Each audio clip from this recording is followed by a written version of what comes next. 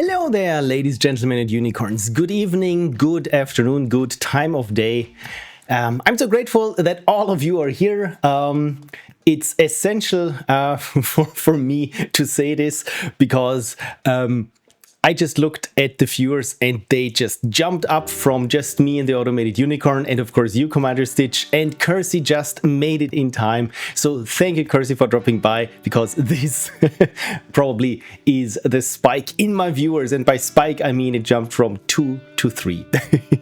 So yes, what is it going to be today? Well, I'm looking forward to a rather chill stream. If you remember, last week the stream was trying to be chill with ice cubes and blue lighting and everything. So we're lucky that it cooled off, and right now it's raining outside. It just caught us when we were doing something in the garden. So yeah, there's that.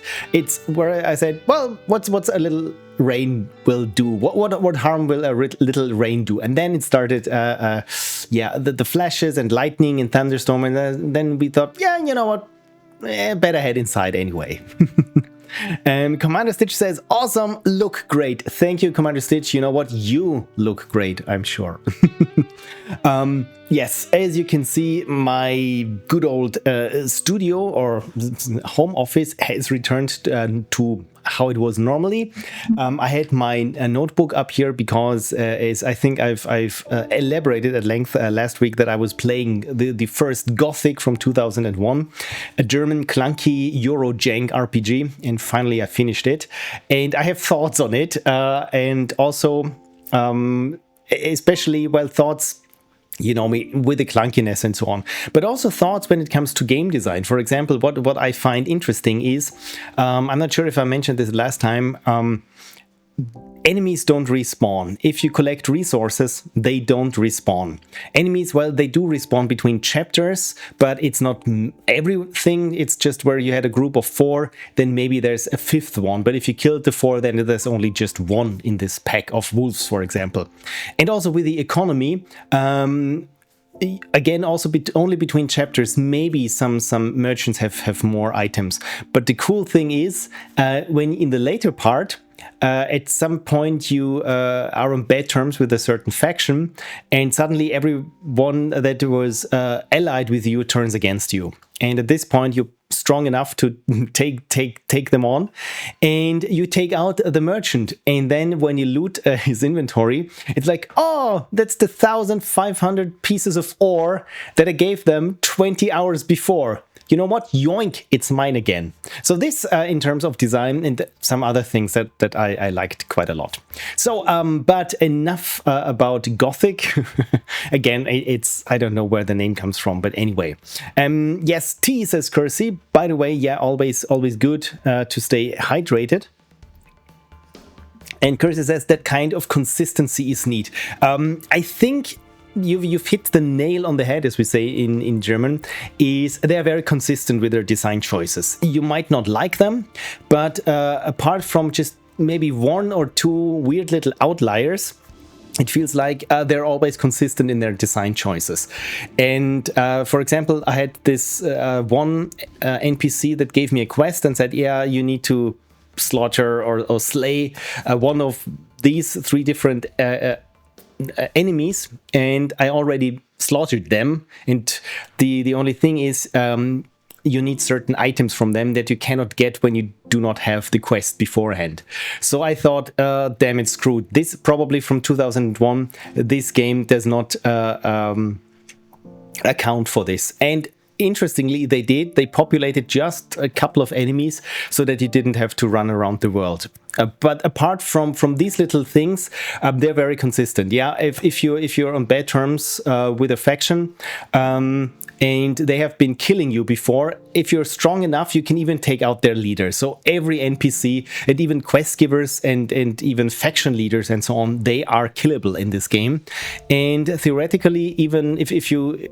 I've seen things on the internet where people know the game inside out and really get a good weapon and know the fighting system, and really can take out faction leaders at the beginning of the game.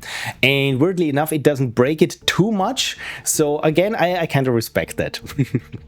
Right. So today, as you probably have seen in my what's it called in my stream title? What's it called? It's the title. I want to work do a little bit of web design, and the reason for this being is that I was shocked, as we remember the last time that I wanted to look up something at ldjam.com and realized that ldjam.com, I couldn't reach it anymore. And let's see if this has changed today. Here we go. So if we go to ldjam.com, we still get this, which is quite a bummer, because I never thought that the games and all the description things that I've set up on ldjam.com, that this would at some point go offline, at least not without warning. But it's been for this probably a couple of weeks now, and I even wrote to Mike and just asked him, hey Mike, no pressure, just want to know what's going on. Can we expect the ld.com back? Do you need anything? And I haven't heard back from him. So yeah. Commander asks, where did it go? I don't understand what happened. Is it a permagon? No one knows, at least I do not know. Haven't heard a peep from Mike about this anywhere. Who knows, maybe I think Mike, the last time I heard him online, it felt like he was super disappointed by his how his decision to not continue Ludum Dare went down, and people have complained. Or maybe it could be that some DDoS attack happened and Mike isn't in the frame of mind to put up with it and put it back up. Or maybe, who knows, he had a meltdown and jumped with the server into the sea or something. We don't know. So what I thought, because of that, I want a place where all my games are in a more or less centralized way, where at least I can point to people. For example, if someone said, hey, didn't you make Headroom? Can you still play it? And I said, yes, just go to the LDJam page and have links to it so you can play it there. And if you try this now, you get invalid URL. So I thought, okay, then maybe what's it with archive.org? Surely they have indexed these pages. Yes, the thing with archive.org is, and with the specifics of the Ludum Dare, the ldjam.com page, is at least for my games where I checked, all what was indexed was the sidebar, not the main content at archive.org. So essentially all my games aren't online anymore, or even not even available through archive.org. Same thing, by the way, with the old Ludum Dare Game Jam website before we had the new one. By new, I mean it's from 2017 or something. And so I had more luck with some of my games from the old Internet Archive, what was archived there, but not all of them. So and I want to more or less just retain what was there and build it on and put it on my own web space, where I own everything and I got everything. Ah dear. Kirsy says, strange. Yeah, Commander Stitch says, I was really glad I put all my games on my hosted server. That is the thing. So the good thing is also the games are still also on my own hosted server. Even the first ones, even back to Pony, I got everything as it was. So the links are still working. The thing is just there is no page that links to it. So again, I want to have the description and everything that I wrote, which was only on ldjam.com. So what to do in that case? And one thing is that you might have heard that I'm one of these people who document their game jam experiences. And for this, let me zoom in. You can probably guess what this is. This is starting from Ludum Dare 32. This is where I tried to recover what I got from my old pages there. And for example, here the first one, the Mag Gunner page, if I can pull it off, this one here is in the Internet Archive in the Wayback Machine. So that's pretty cool. I don't think all the images are working there, but that's fine. I still got them. And it's also cool to see, hey, there's still the ratings, and most importantly, look at this, even the comments got captured, which is very neat. And isn't it a flashback seeing the old Ludum Dare page? So it's kind of cute. So but the problem was I don't have this for all the others. Oh yeah, one thing is, this one is called original URL of Meg Gunner. And the thing is, because with the old Ludum Dare page, all you needed to have a UID. And if you don't have recorded your UID of your own game anymore, you can't even find it in the Wayback Machine, because of course you can look for links, but you cannot search for the titles of your game in the Wayback Machine, at least. So the only way that I could get to this UID was I still have my Twitter archive before I went off Twitter 2-3 years ago or something. And in this Twitter archive, I could search for when I posted about my Ludum Dare games from, again, 2015, 2016, 2017. And in there, in the title, not in the link itself, because the link itself redirects through Twitter, which doesn't work anymore, but there was a title on the anchor tag. And this title is the original URL. It feels like yak shaving, I think is the term. You just want to do one thing and have to jump through all these hoops just to get there, just to look up, to get the URL, to look up on the Wayback Machine if it's still there. So with Pony, same thing here. It's on the Wayback Machine, but already not all images survived. It's cool, still got those, and also still got the comments. That's very cool. And I think here, after Pressure Run, yeah, that's a Ludum Dare 36. That's a 6210 BC, my game. And you can see here, this is not a website anymore. These are images. And these images are from my screen recordings, from my screen time lapses. So I went through all of my postmortems again and looked at my screen recordings and screen time lapses just to see if I can find some of, just screenshots of what the Ludum Dare page looked like.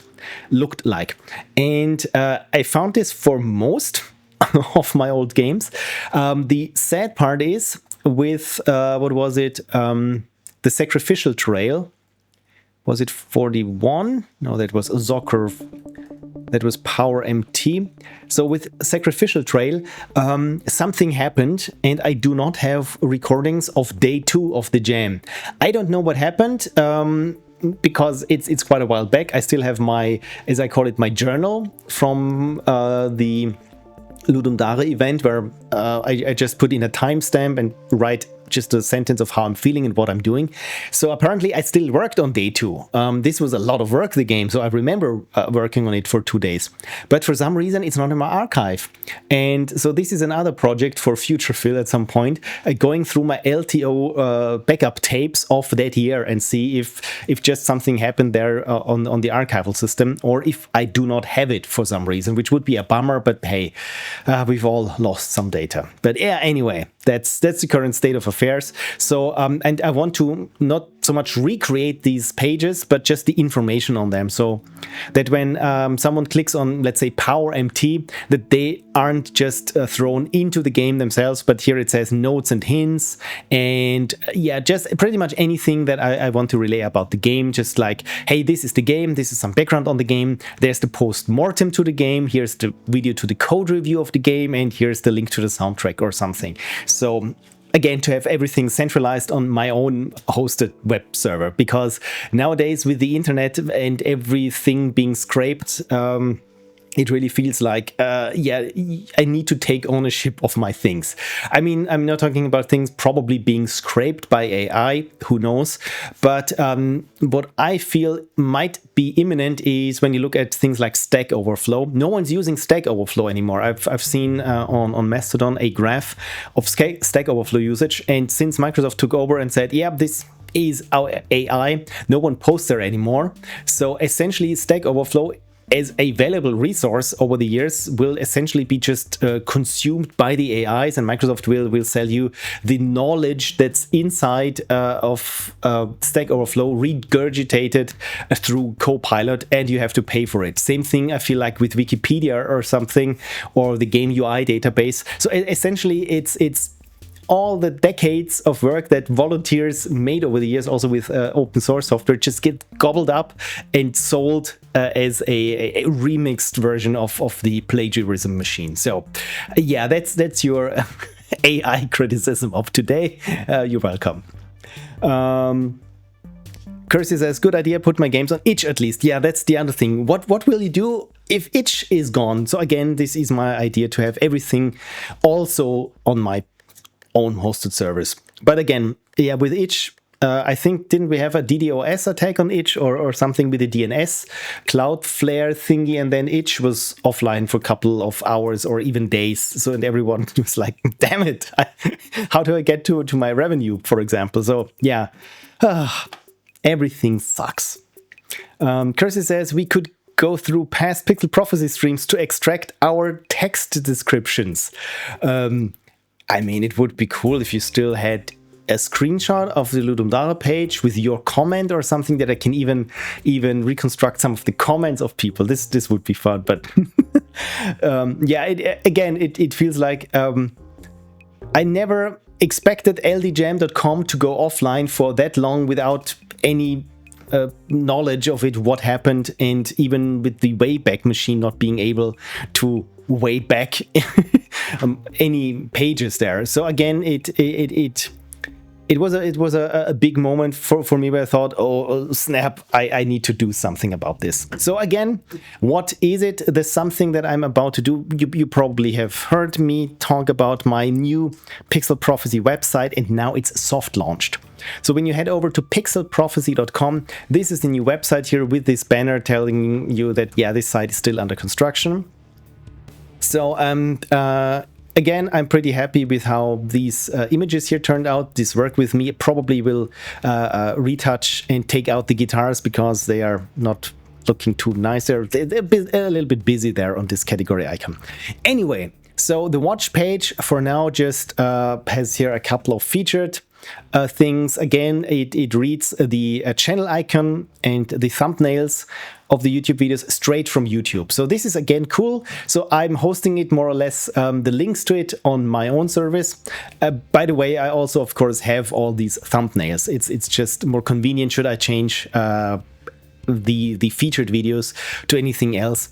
Then I don't have to upload everything because, again, right now it's fetching it from YouTube. So the other thing that I've worked on here is Play. And I want my website to be as fast and responsive as possible. So this means you know me, I code pretty much everything by hand. So there is no tracking, no JavaScript frameworks. It doesn't need to load 15 megabytes of JavaScript to display some generic page or something. So this is all pure homegrown, what's the word? Ecological, eco-friendly, organic HTML. So, and yeah, again, I want all my games that I made over the years to be on this page, maybe even have some sorting functions there where I can sort them by year or by jam game or something. So that's the idea. So first time chatter says AI viewers. Yes, amazing. This is exactly what I need.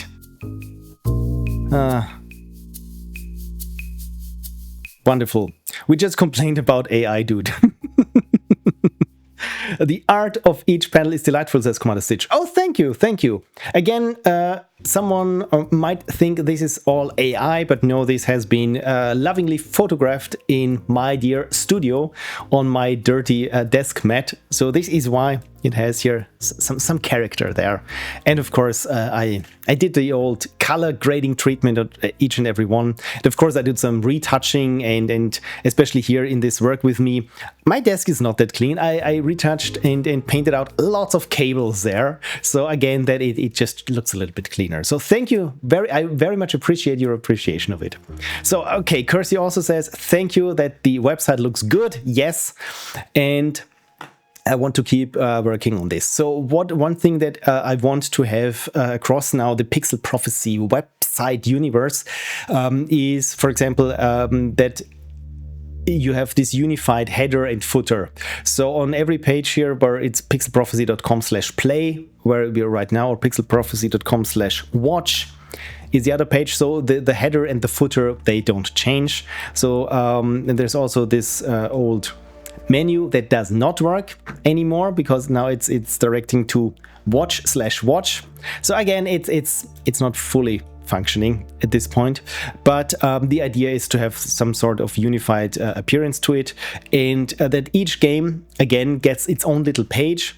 So for here, for the Wizard's Beans, for example, it has here its own little page, even with its own little press kit. And what I might want to add to this might be, hey, just a quick, so you can jump quickly back to Pixel Prophecy to the games and not just by clicking here the footer. So again, to unify things a little bit more, and again to have to give a similar, this descriptive page about games. I mean, the Wizard's Beans here, this is more a promotional page, as a standalone page of a game would look like, much so with Finesweeper, where again I want to have for each game the page. And should it be elsewhere, like as we have it here with Finesweeper on Steam, then there's an additional link where you can say View on Steam. And same thing here with Tetris, for example. You can play it on itch.io, or you can read all about it. Essentially just mirroring what I already wrote about it on itch.io. But again, should itch.io be gone for reasons, I still have the link to the latest build or so on my website. So again, just in case something happens, YouTube shuts down, itch.io explodes again, so that any of you know where you can find me if things are gone. So right, let me show you how it looks in the code. That's my desktop, that's not the code. So yeah, everything is done again with my good old friend PHP. And let me go over here to the index.php file, and there in the index you can already see here where it says require once, and there at the server root it looks for config.php, and there is, as you might have guessed, where everything is configured. First it checks if it's running locally, and then we got here the Pixel Prophecy, the meta name of the page, and where all the directories are, and even the social cards. When you link to the website somewhere, of course the social cards need to be stored somewhere, and so on. So and the other thing that it loads are the content functions. Those are functions that create elements of the web page. For example, all the games here, these are created by a content function. Essentially, that when I want to change the layout, that I don't have to go into every individual div for each and every game to change the same thing, and then I realize, it doesn't look that good, and then I have to do it all over again. So again, if there is some repetition there or a loop, I have put it in functions. And I can show you this very quickly, these content functions. For example, where it says here, make profile tile, is there a gallery? Where is it a YouTube link or an itch link? Well, then it uses a different CSS. I can show you what this actually does. So here on the watch page, where I can say, hey, just make me a gallery, and these are 3 YouTube links, and those are the YouTube IDs. And again, it reads the thumbnail and the link and so on. So I don't have to care about this one. And the other thing is here where it says make games grid, and this is what you see here. So all it does is it takes a block, a function, an array, essentially a map into the function, and from there it constructs things. So for example, here on the play page, so the play page again just says, hey, load the config file, and once we have the config file, then just says here, hey, make the generic page head. And then I can already start adding sections here. So for example, another content function is here, make a title section. So the title section is this thing up here with the background image and this blurb and the header. Again, it's just where I say, hey, what is the ID in the HTML, what the title is, what the blurb is, and where you can find the images. So I have this here twice because I was testing things out. So the next thing here is the section with the games. And you can see here, to make a game, all I need to do is specify here title, potential subtitle, where the image is, genre, and so on, and it does its thing. So maybe I want something similar, more or less a dynamic page generator for individual games, so that they again have these the same header as the rest of the website, and should I change something with the header, I don't have to go into every individual page as I did my web design like 15 years ago. I hard-coded everything, and when there was a change, I had to change it on every site. So I'm not doing this. So I'm making things a little bit more modular. And as always, when I do it like this, at some point I'm just futzing around with the code and trying to make it even more modular, and the content does not change that much or doesn't get added, because I'm just refactoring things to make it even more cleaner and more, you know me, the good old programmer's curse. So yeah, modularity, says KirsyBu. That's the thing. I'm a little bit too much obsessed with modularity. So at some point, it's like when you abstract too much, where it's like not so much, hey, when you press A, then Mario jumps. The good abstraction is when you press a key, a game action appears, and not the other thing is some bytes changed and now other bytes change. I mean, the end effect is this, but if you abstract it too much away, then all you end up with is handling atoms more or less individually. So right. So to make this work, let's pick no sacrificial trail. For that, again, I have no Ludum Dare page. But yeah, I think let's start with PowerMT and make a sub-page for PowerMT. So I still have all my games here already, and when you go to PowerMT, I think the index there, what it does is it just says, hey, there is a redirect, and the redirect is to another PHP file game, and it says what the name of the game is, and S is the source. So why is there a redirect to a different PHP file and so on? And this PHP file writes to a text file from where a visitor wanted to play this game. So this was my a poor person's attempt at having analytics just from the link. So when you say, hey, play the game, and it adds this string that is S equals direct, which means, hey, it's a direct, or it's from Wikipedia, because someone linked from Wikipedia to PowerMT. So again, I want back again in the day, I wanted to see how many plays I got from which sources. So this is, for example, the Ludum Dare link on the LD page had 1031 clicks. Then we had here the latest, or here from the homepage, had 20 clicks. And where you can see here, YouTube 1 had 5 clicks. And what is it with the other things, like okay, unknown makes sense, but what is it with this strange thing? Yeah, since it's a PHP command, I got lots and lots of these strange sources, of these invalid sources, because apparently many people were running SQL injection scripts and passing those as parameters. So I think this is not something that I want to continue, because in the end it was just neat to know how many downloads a game got, but in the end it doesn't really change anything for it. You know me, I'm exactly 0% metrics driven, probably to my detriment. But I feel always like, hey, when I visit a website, one thing is I do not want to be tracked. And does it really concern the person? Or when I'm tracked, is there a good reason that I'm tracked? And most of the times, the only reason is usually they want to sell you ads. So this is also why there is no cookie banner on Pixel Prophecy, because I'm not using cookies, I'm not tracking anything. So I think maybe my web provider has somewhere in the backend might be able to show me the IPs from where over the world people come by. But yeah, I'm also not using Google fonts. All my fonts are also on my web server, so hopefully nothing should track you on my websites beyond what your ISP and my ISP is doing. And again, this makes it much easier to maintain. I don't have analytics suites that run in the background and clog up SQL databases. I don't care, essentially. And again, this makes the website, I feel like, faster.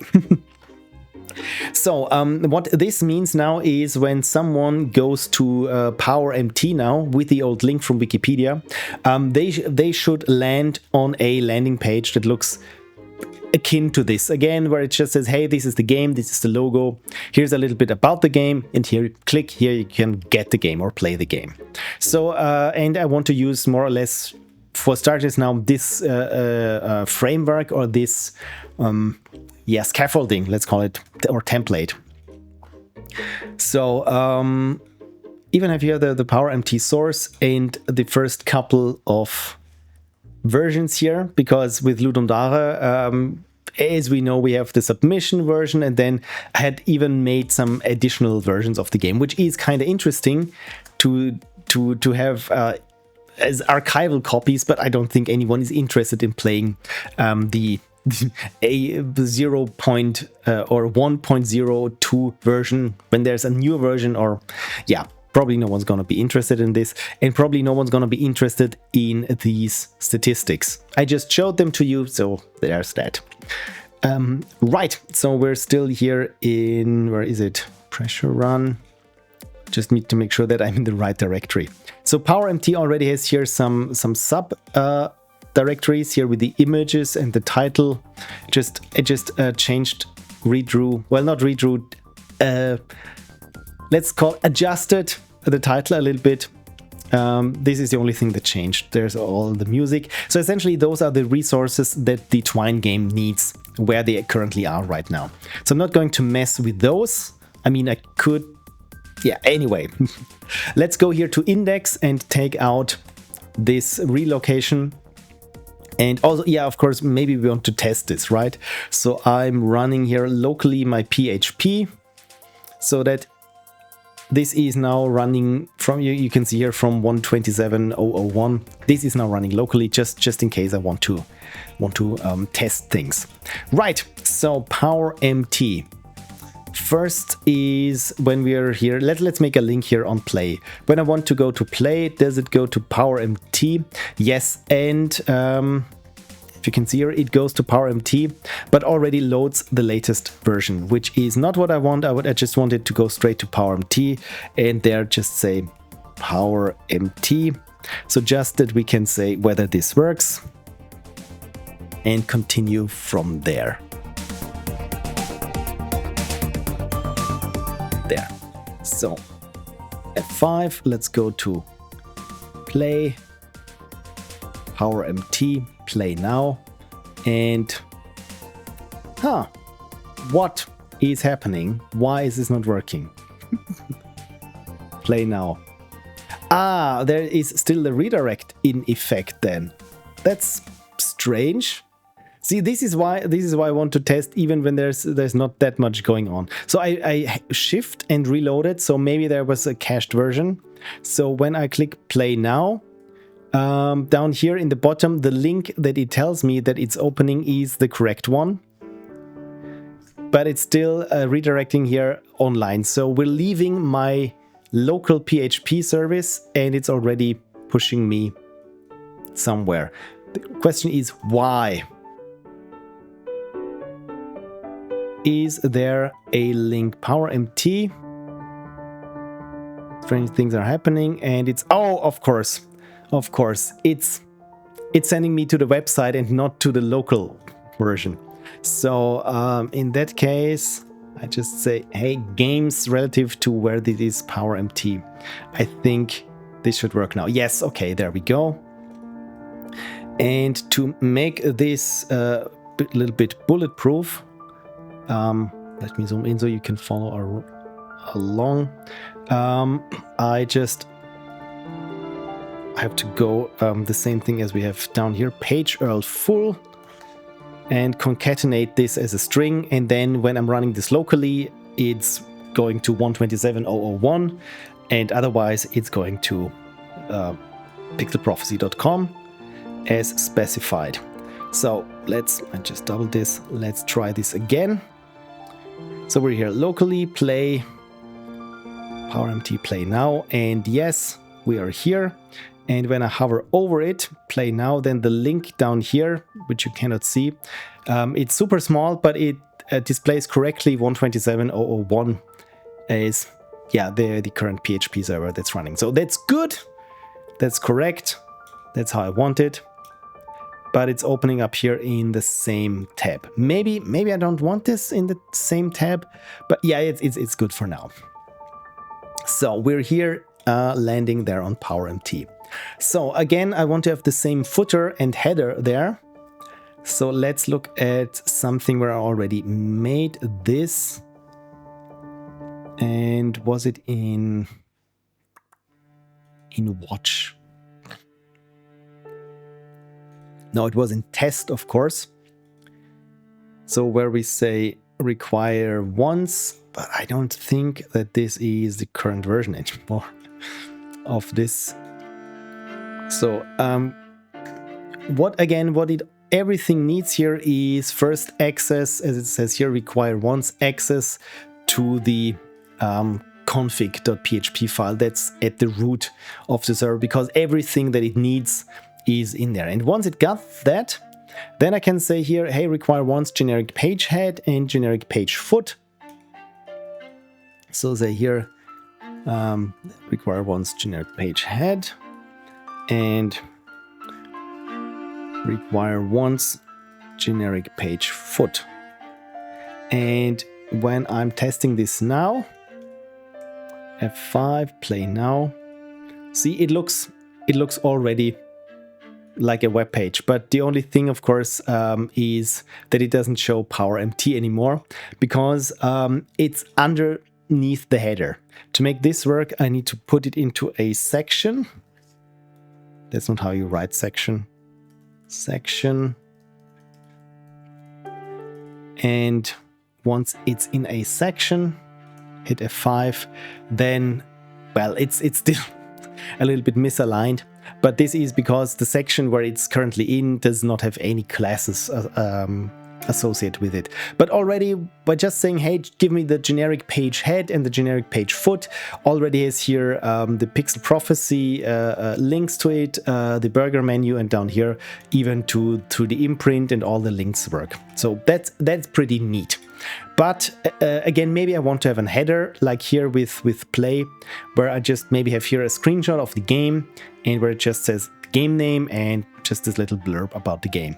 So because I already have this as I called it, a content function, I can just use the one that I have here in play,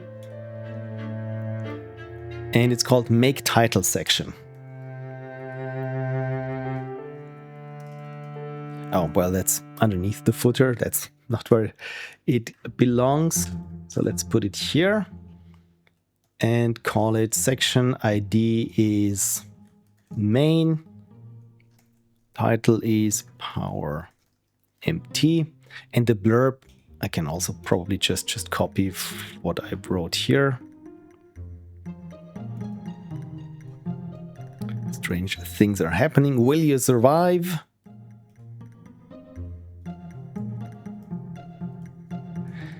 So the background image should now probably, let's use here one in the promo, from the promo screens. I'm not sure if the ones that I currently have, I mean, this is again here from the very first version, a screenshot.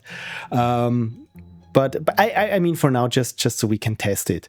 So the image would be then promo / PowerMT screen1.png, just so we can see whether it works. Save and F5, and it kind of works. It's still clearly not showing the images how it should show them, and this is due to this weird construct that I have of CSS and so on, because paths with PHP is, and especially when mixing PHP and CSS and HTML, is notoriously difficult, because we're referencing here where we say promo.powermt, and since this index file is inside PowerMT, so it should read promo. That is fine, that is good. The thing is, the image, the background image URI, this one is loaded by a style, an CSS file that sits at the root of the server. So what I need here is the local folder, and that turned into an HTML, into a HTTP address. So essentially I need to turn this reference here, this relative reference, into an absolute path. But of course, I mean, I can hard code it, but should I ever move this folder, then it breaks things. So I need to figure out, have a PHP script figure out in what folder we're currently in relative to the website, and then just append this. And I think I have this somewhere, tried already. And was it here in index or play somewhere? Yeah, there we go. So script name base URL, page URL full, and somewhere in some test function I have a way how you can get the current directory you're in relative to the root of the site, and this is exactly what I need. So I think maybe here in my test I have this current directory is, yes, I think this is already what we need. So we're here in index PHP. You know what, let's close all to the right just so that I'm working from the right index file, because that's another thing. So right, let's stick this up here on top. So the current directory is the directory name of the server where the current script, so this index.php, is running from. And just to make sure that we are seeing this correctly, let's stick it here instead in the next section instead of PowerMT. Let's just make here a header 3 and echo out the current directory. And yes, look at this, games.powerMT. This is exactly where it should sit. So then I can say, hey, this is the current directory where the image is the current directory plus promo PowerMT. Just does it have here? The only thing that I'm interested in is, oh yes, it needs to have here another slash at the end. There we go. So hit F5 and see, there it goes. There we have it. This is now the background image. You can see here there is some masking going on, and because apparently the background gray is exactly the same background here as we already have here on the page, it looks very ugly. But it's working. So this is fine. This is good. This is healthy. So as here for our main section, what I can try is to inject some CSS. Because maybe I want here this header to have a different color then, just to separate it from what comes next. And how do I do this? So this is my main section. Oh, I think maybe even here in my functions, where I say here make title section, there I have section CSS, and I can pass it this section CSS, and this inserts it as a inline style. So let's just try this and say here, hey, my section CSS, what should my CSS be? Let's just say background color is the color. So var means a variable that I've already defined in CSS, and I've defined my colors, and let's say, hey, this is color A. Yeah, color A, and this should make the background goldenrod yellow. There we go. We cannot read it anymore, but there you can see a little bit better how the masking works here on this. So Kirsy updated the yay with a question mark to the yay with an exclamation point. Cheers. Thank you, Kirsy, for following along. So the other thing is this header a little bit too large or too high? or what is happening there? Because it doesn't need to, when the screenshot ends, it should also end whatever, yeah, the section should also end at the bottom. Anyway, so let's use a different background color. Let's say, hey, background color B in my case. I can show you my background colors just in case you're wondering which color is which. So let's make this a bit bigger so that you can see better. So those are the colors that I've defined. So color A, color B, and color C. And all the other shades of these colors. So LLLL means light, light, light, light.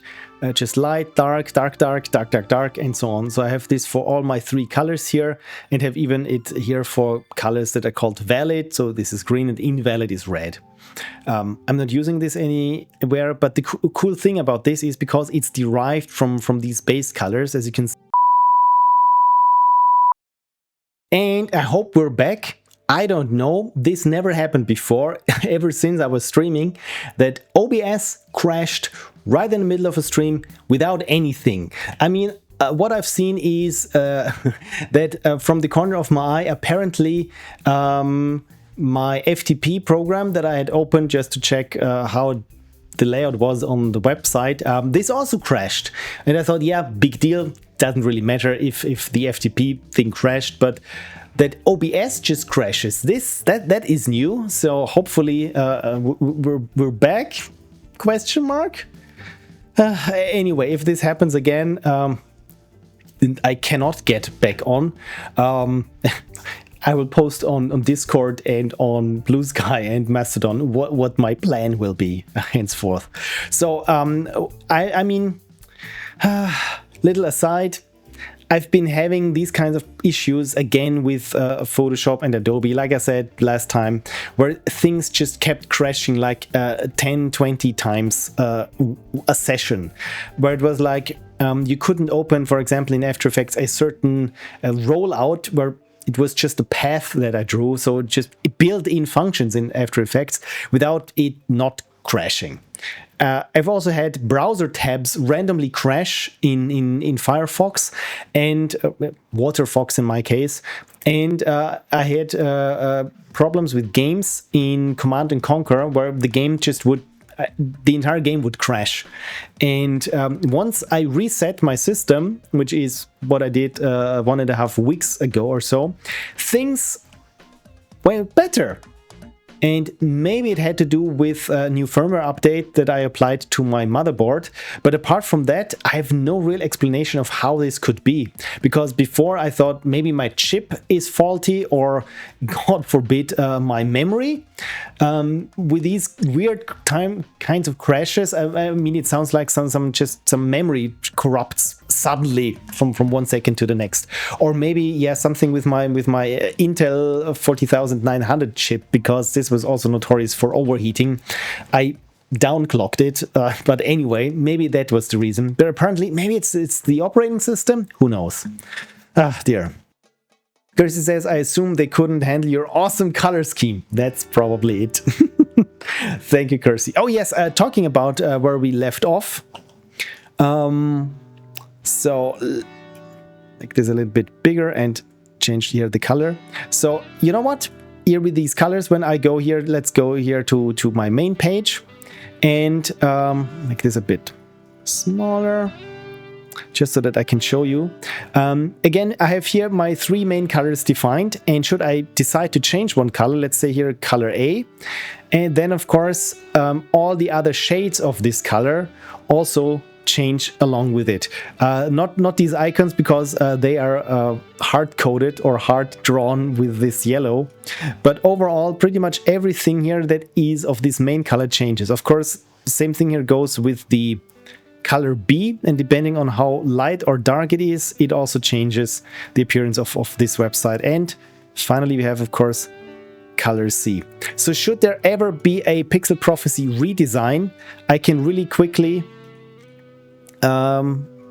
change things here. So here I got it, color A. Let's say color A is purple, color B is red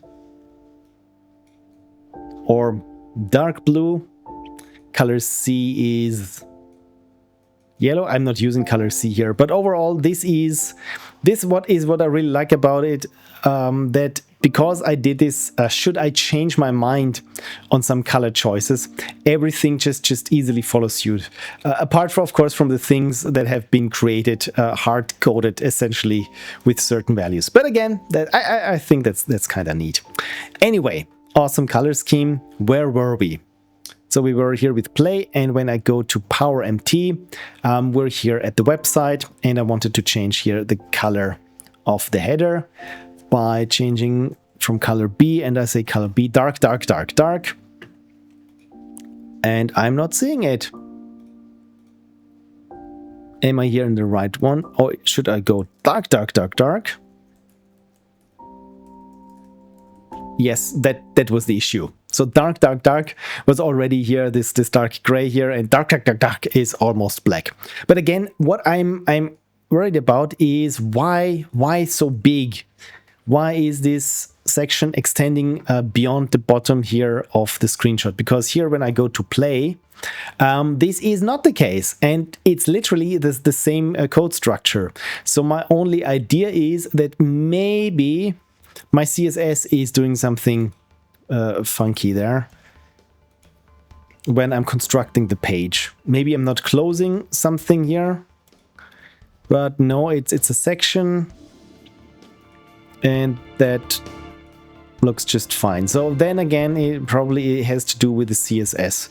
So the problem is complicated by the fact that I'm layering things. So to have this part here in the background where you have on one side here this image that slowly fades out and also is relatively dynamic and reactive to how you change the page layout, it works as a sandwich of layers. Again, it's a bit like in Photoshop, where one layer here is the text that says play and the blurb, and the other thing is that the background layer is here a split, div, a split container where one side is the image and then they get overlaid on top.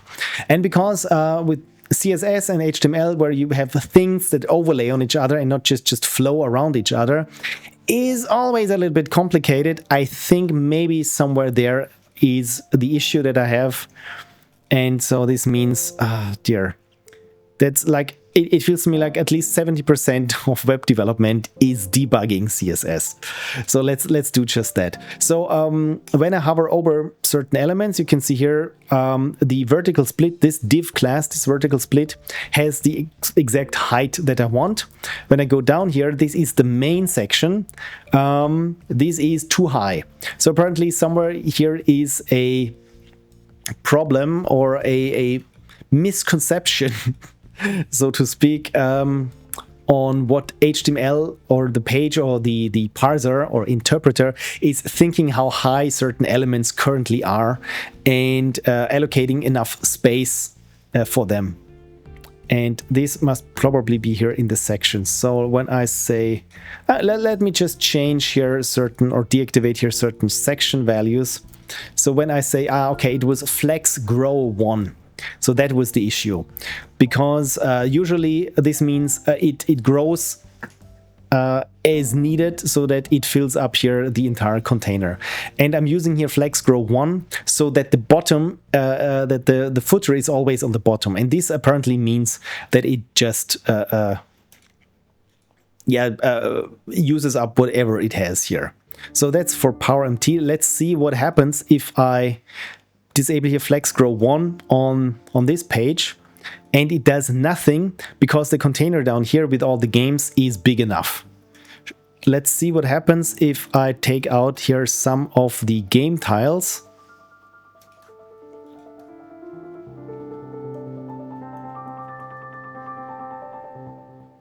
What did I just do? PowerMT tile.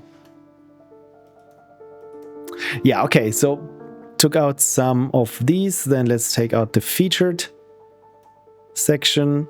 So, and back here in the header, when I have here flex grow 1, okay, apparently it's still good. So I can take out this flex grow 1. Good to know. Here is my style sheet for Pixel Prophecy, the generic Pixel Prophecy style sheet that I can use also for other pages.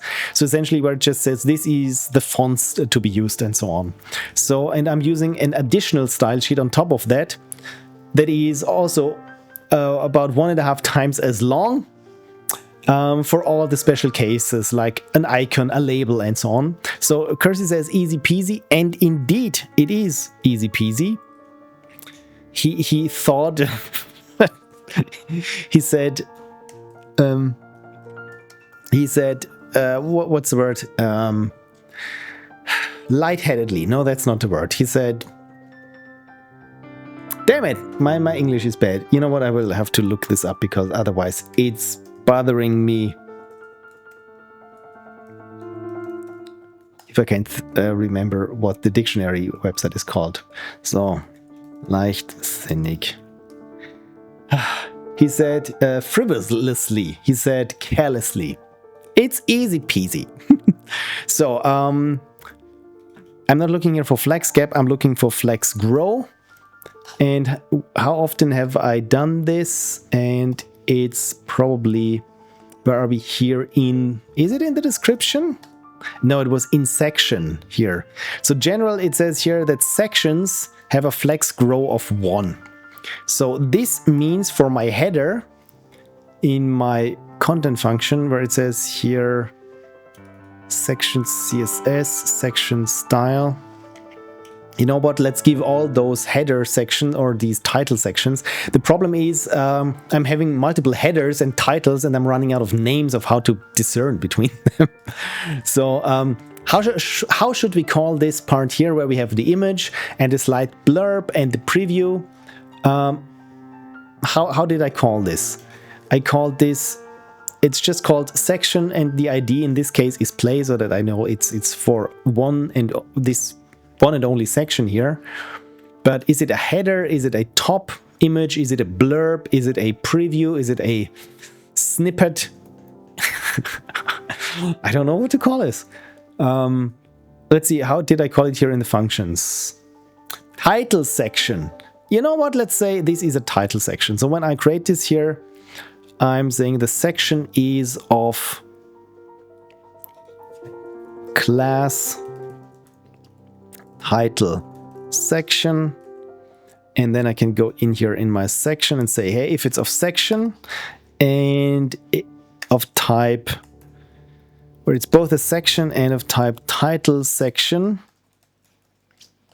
then is the flex grow initial, whatever it means. Introduction, intro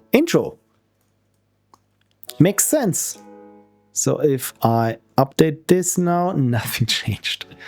So section flex grow. Oh, it's this section already has here a flex grow. So I'm the class is, it needs to override the section. So I'm trying now to use the important keyword, unless of course important. Important, there we go. And it's not doing it, so clearly I did something wrong. But should I change here this title section to intro? Title section.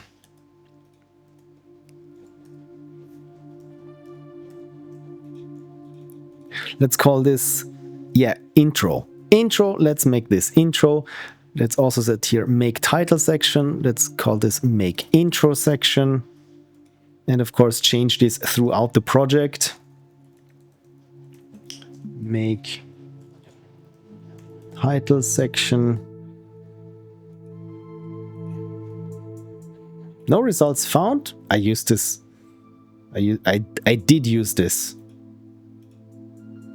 Maybe I need to look here. Yes. Make intro section. Make title section. Review your configured exclusions and check your git ignore files.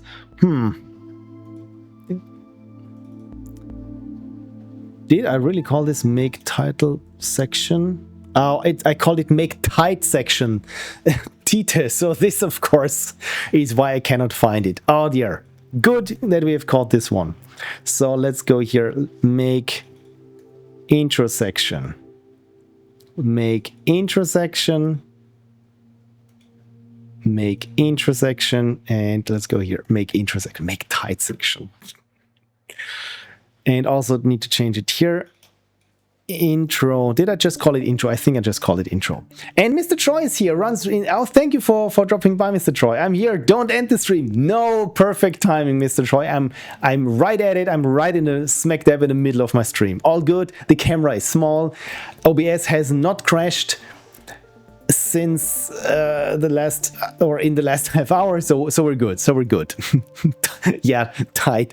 That's good when you find typos like this. What was this on Mastodon? Someone said whenever I want to type the word type, it's typo, and I mistype it to typo. So I found, yeah, I'm finding this strangely funny.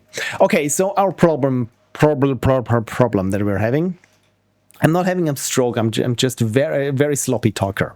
So to sum up, the problem that we're having is that this section here is growing because flex grow is set to 1, which is bad, and it should not be. I just realized I took it out here for all sections. So you know what? Let's do this. Let's check if I take this here out also on the main page, because the CSS file is for all pages and the sub pages. So what if I take it out here? Nothing changes on the main page. That is good.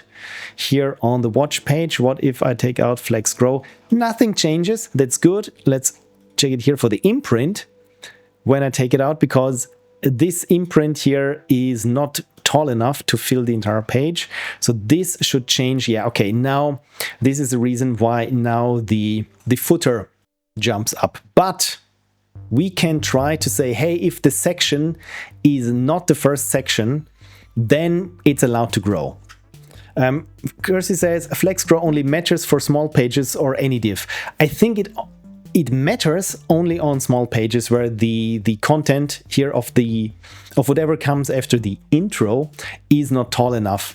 And I think I use this flex grow so that the footer always stays on the bottom. Again, this is just cosmetic for me because it's not really, I've seen it on many pages. This is usually my test when I make it super small and see where the footer ends up. And I think it's fine. It's fine if it doesn't. So to make it easy on myself, I just take out here this flex grow everywhere and say here, or when we are, you know what, let's try it like this. When we are in section, and this is the nth child of section, so the first child of section, or let's go with, does this really work like this? Shouldn't I use end? Apparently not, so not changing it. Oh, of course, no, it shouldn't work. How has this ever worked? Anyway, so as for the section, okay, so all good. This selector, this one here is global. Kirsy says, is it better having every section flex grow than having just one dummy section right before the footer that flex grows? My idea would be to have the footer section flex grow, but I mean, yes, we could try this. You know what? Good idea, Kirsy. We could try this. So in my generic footer, then I can just add a empty section, and this section is just for the footer when it's needed. Otherwise, the height would be 0 or something. Cool. Let's try this. So let's check it here with the imprint. That is clearly too small. And let's see where the footer gets created. So again, for this footer, I'm saying here require once generic page foot. When we look at the config, generic page foot is a PHP script in the PHP directory that says generic page foot.php. So let's follow this breadcrumb here and generic page foot. And generic page foot includes HTML page footer. Makes sense, but it also, the important thing is that it closes here the body and the HTML tag. So page footer, the M stands for module for some reason that I've chosen this. So footer, and here is the HTML of the footer. So, and there we have the footer is of content class section, and I just add here this dummy section and say here, you know what, we can hard code this. Let me zoom in so you can follow along a little bit better without squinting when you're watching this on your phone. Oh, Kirsy says, I learned this from seeing spacing widgets in UI builders. I think you learn so much when just watching people make UIs for not just for web development, but for just even visual psychology. Because when people are good, they're really good. So thank you for sharing your learnings with me. So okay, section style, display, flex grow. One thing is important. Flex direction is column. So that it grows downwards. So let's see, hit F5. There we go, Kirsy, beautiful, beautiful. And that's it. That's it. If I take out here the dummy section here before the footer, because this is exactly this section that is now highlighted here in blue. When I take this out, the footer is gone or snaps up. Okay, how does it look here on regular pages that are long enough or tall enough? So when I take out here the special section, nothing happens. Beautiful. Thank you, Kirsy. That is a very, very neat little hack. So I can close this section here. Like if you do customize in Firefox Waterfox 2, I assume there is flexible space. Indeed, there is. Yes, that is what I have here on top of my tab ribbons. Yeah, flexible space, that is, again, I love this concept of, hey, there is space when you need it, so just that things look nice. And I'm a big fan of using flex boxes in CSS. So it works. It just works. So let's see if this really just works when we hit here to power MT, hit F5, and yes, the header, the intro is just as tall as it needs to be, dictated by the screenshot. When we make this smaller, it works, and we still have here our debugging output. Neat. That is neat. So let's make a nice looking page then. How hard can this be? So essentially this would be just to put text here. Again, when we're looking at my imprint, I have here this, it's not very good looking. I just needed to have my imprint here for legal reasons. This box, because we have here this header image that is also just a little bit random, it looks a little bit off-center despite being actually centered. So maybe I want this box to follow the imaginary guides that we have, like this one here. I'm drawing it here with my mouse, but essentially these are the imaginary guides that are on my page. So maybe I just wanted to look like this essentially, so that it follows that. How do I do this? Good question. Because again, with 2,500 lines of CSS, I need to figure out where this is happening. And for this, I reference myself. So let's head here to the main page, because again, if I scale this really down, you can see that everything is following this rigid pattern. So clearly I have it somewhere, and looks like it's here in, so this is the bento, this is the noSelect class, there's a header that I'm not using, and this is the grid, and the grid has here width 100%. So this means it's using up all the space that it got, but how does it know what space it got? Oh, it's here in the div class content. Okay, so the padding on top is here, and the width is also 100%. How does it, is it here in the section? The section also says width is 100. How does it know? Oh, it's probably the margins. It's probably somewhere here in the margins. Margin auto. Yeah, that's just the top margin. Oh, here we go. It's in div.content. It's the max width. because if I disable this, then it takes up, it goes as wide as it needs to go. So it's div.content. Good, so let's try it here. Let's try this here in the imprint. What if I make this here a div.content class content? Mistyping content. There we go. You know what? This actually looks pretty neat. So it doesn't need to have here this text box. Or, I mean, it could be content and text box. Let's try this. Doesn't really change it. Okay, content overrides everything. And it kind of looks actually pretty neat. So, you know what? For the imprint, let's do just this. Where is my imprint? There it is. So class text box light, just say content. Hey, it's just content, looks much nicer. There we go. So let's try this, the same thing here with power empty. That's in test. And there I have here a section and I call this here div class content.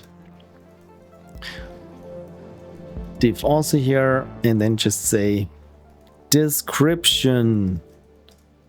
And make a paragraph and say lorem ipsum something. Let's see. And it kind of looks okay and also follows here the page. Neat. It's very neat. Let's have a celebratory sip of water. Good. Okay, since now this works and it looks neat here with the description, can we make this look a little bit nicer still? I mean, for now it's just called content, but with the Ludum Dare page, it's more like a page, like a printed page where the background is light and what you read is dark. I mean, right now the Pixel Prophecy website is very dark mode. I'm not sure if I want to have this, especially when you have a little bit more text to read, like here with the description. So this is why I had for the imprint this white light text box. Kirsy says, I didn't know you were officially a magician. Oh, Meg by your name. Yeah, oh, yes, that's Austrian titles. Austrian titles. Yes, thank you. So this behemoth here of titles, slight aside on my name. So this, the first part means Magister FH, and this stands for the Magister is a academic title that's somewhere between bachelor and master, and this was I think the last class who still was in the old system. This is why I graduated with Magister FH, and FH means Fachhochschule. That's to discern it from people who went to the university. I went to a higher technical university, so it's a little bit less on theory and more practical, so that people can look down on you who went to university. This is why I always have to put FH in parentheses. And but after this one, I kept studying, and this is where I got my master's degree in multimedia art and multimedia project management. So this is why I have here a title that goes in front, that's the old system, and another title that goes in back, that's the new system. So, and my mom loves it that I have this title, and even when she writes me postcards from whenever she goes on vacation or something, she writes my full title, my full name, sometimes even my middle name in there. So it's really just like, well, oh god, mom, thank you. But at least she's proud. At least she's proud. And Frank is here. Good evening, Frank. Thank you so much for dropping by. I was just enlightening people about my beautiful titles, academic titles. My mom is so proud, so I'm glad. Thank you, Kirsy, for your interest in this. Good works. Thanks for explaining. Oh, good. What's the title for Stoppen met studeren? I have no idea what this. This sounds like Dutch. I think Stoppen met studeren means stop to study. Oh, drop out of college. Okay, this good question. I mean, you could always call you a resident professor of streetwise studies or something. And Frank says that is indeed Dutch. Probably my pronunciation of it was not Dutch. It was something in between. It was more like a caricature of Dutch. So yes, layout works. The sub-page works. So for those who just dropped in, my idea is here I'm working on my own web page. And I have here my games, and I want for each game to have a little descriptive page where it says, hey, that's the title, here's a little bit background on the game, here's some screenshots, that is the link where you can play it or get it, and hey, there's a video on the game, or here's the soundtrack. And again, I want to have this unified here under the Pixel Prophecy design, the redesign, the current one. And so that is what I'm trying to do now, starting here with Power MT. That I have here my sub page that again looks like it's part of the ecosystem. And right now I want to have here this description look nice. So I said I want to have this here on white background, and let's see if I can style here this section to just do just that. Let's go with background color. I know it's super small. Let me increase here the font size. So again, I'm using my dynamic colors so that it would be color B and color B light, something like very light. So the foreground color needs to be also color B, but dark. Oh, color B, dark. The problem is now that the header font is not as legible, or is this clashing too much with the rest of the web page when there is just this big white block there? And again, what if it's not the section itself, but here in the section, like I've had it here with last time where I said, hey, this is a light text box. Let's see. Text box doesn't change anything. Okay, so let's code this inline and then just copy what works.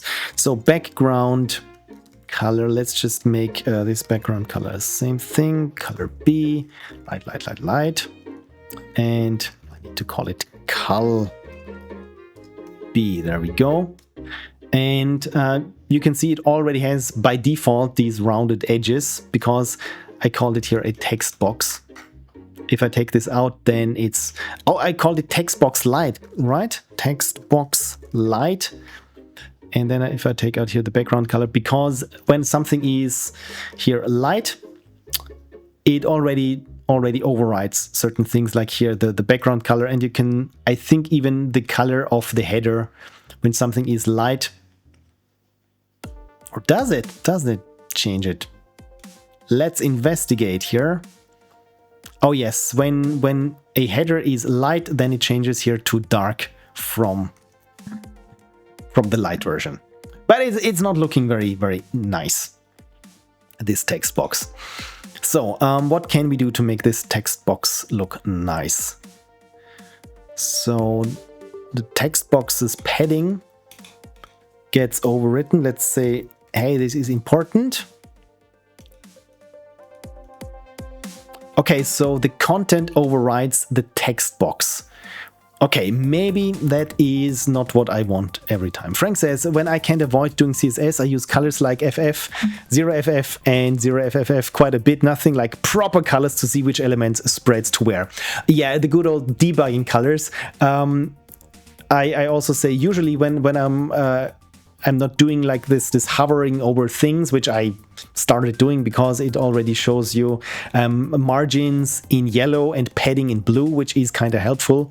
But before that, I also went in and said here, border, that was my go-to, border 1 pixel, solid red. For exactly those reasons, because yeah, big, fat, saturated primary colors. Right, okay, so the reason why is this section, this div content overriding the text box is, I think, because as far as I understand CSS, the more concrete you are to a certain element overrides the more generic rule. So this one says here, if it's of type div and of type content, and this one just says, hey, if it's of type text box. So I'm just wondering, what if I say it's text box and then content? Does this change things? Yeah, probably should do this in this fashion. Text box first and then content.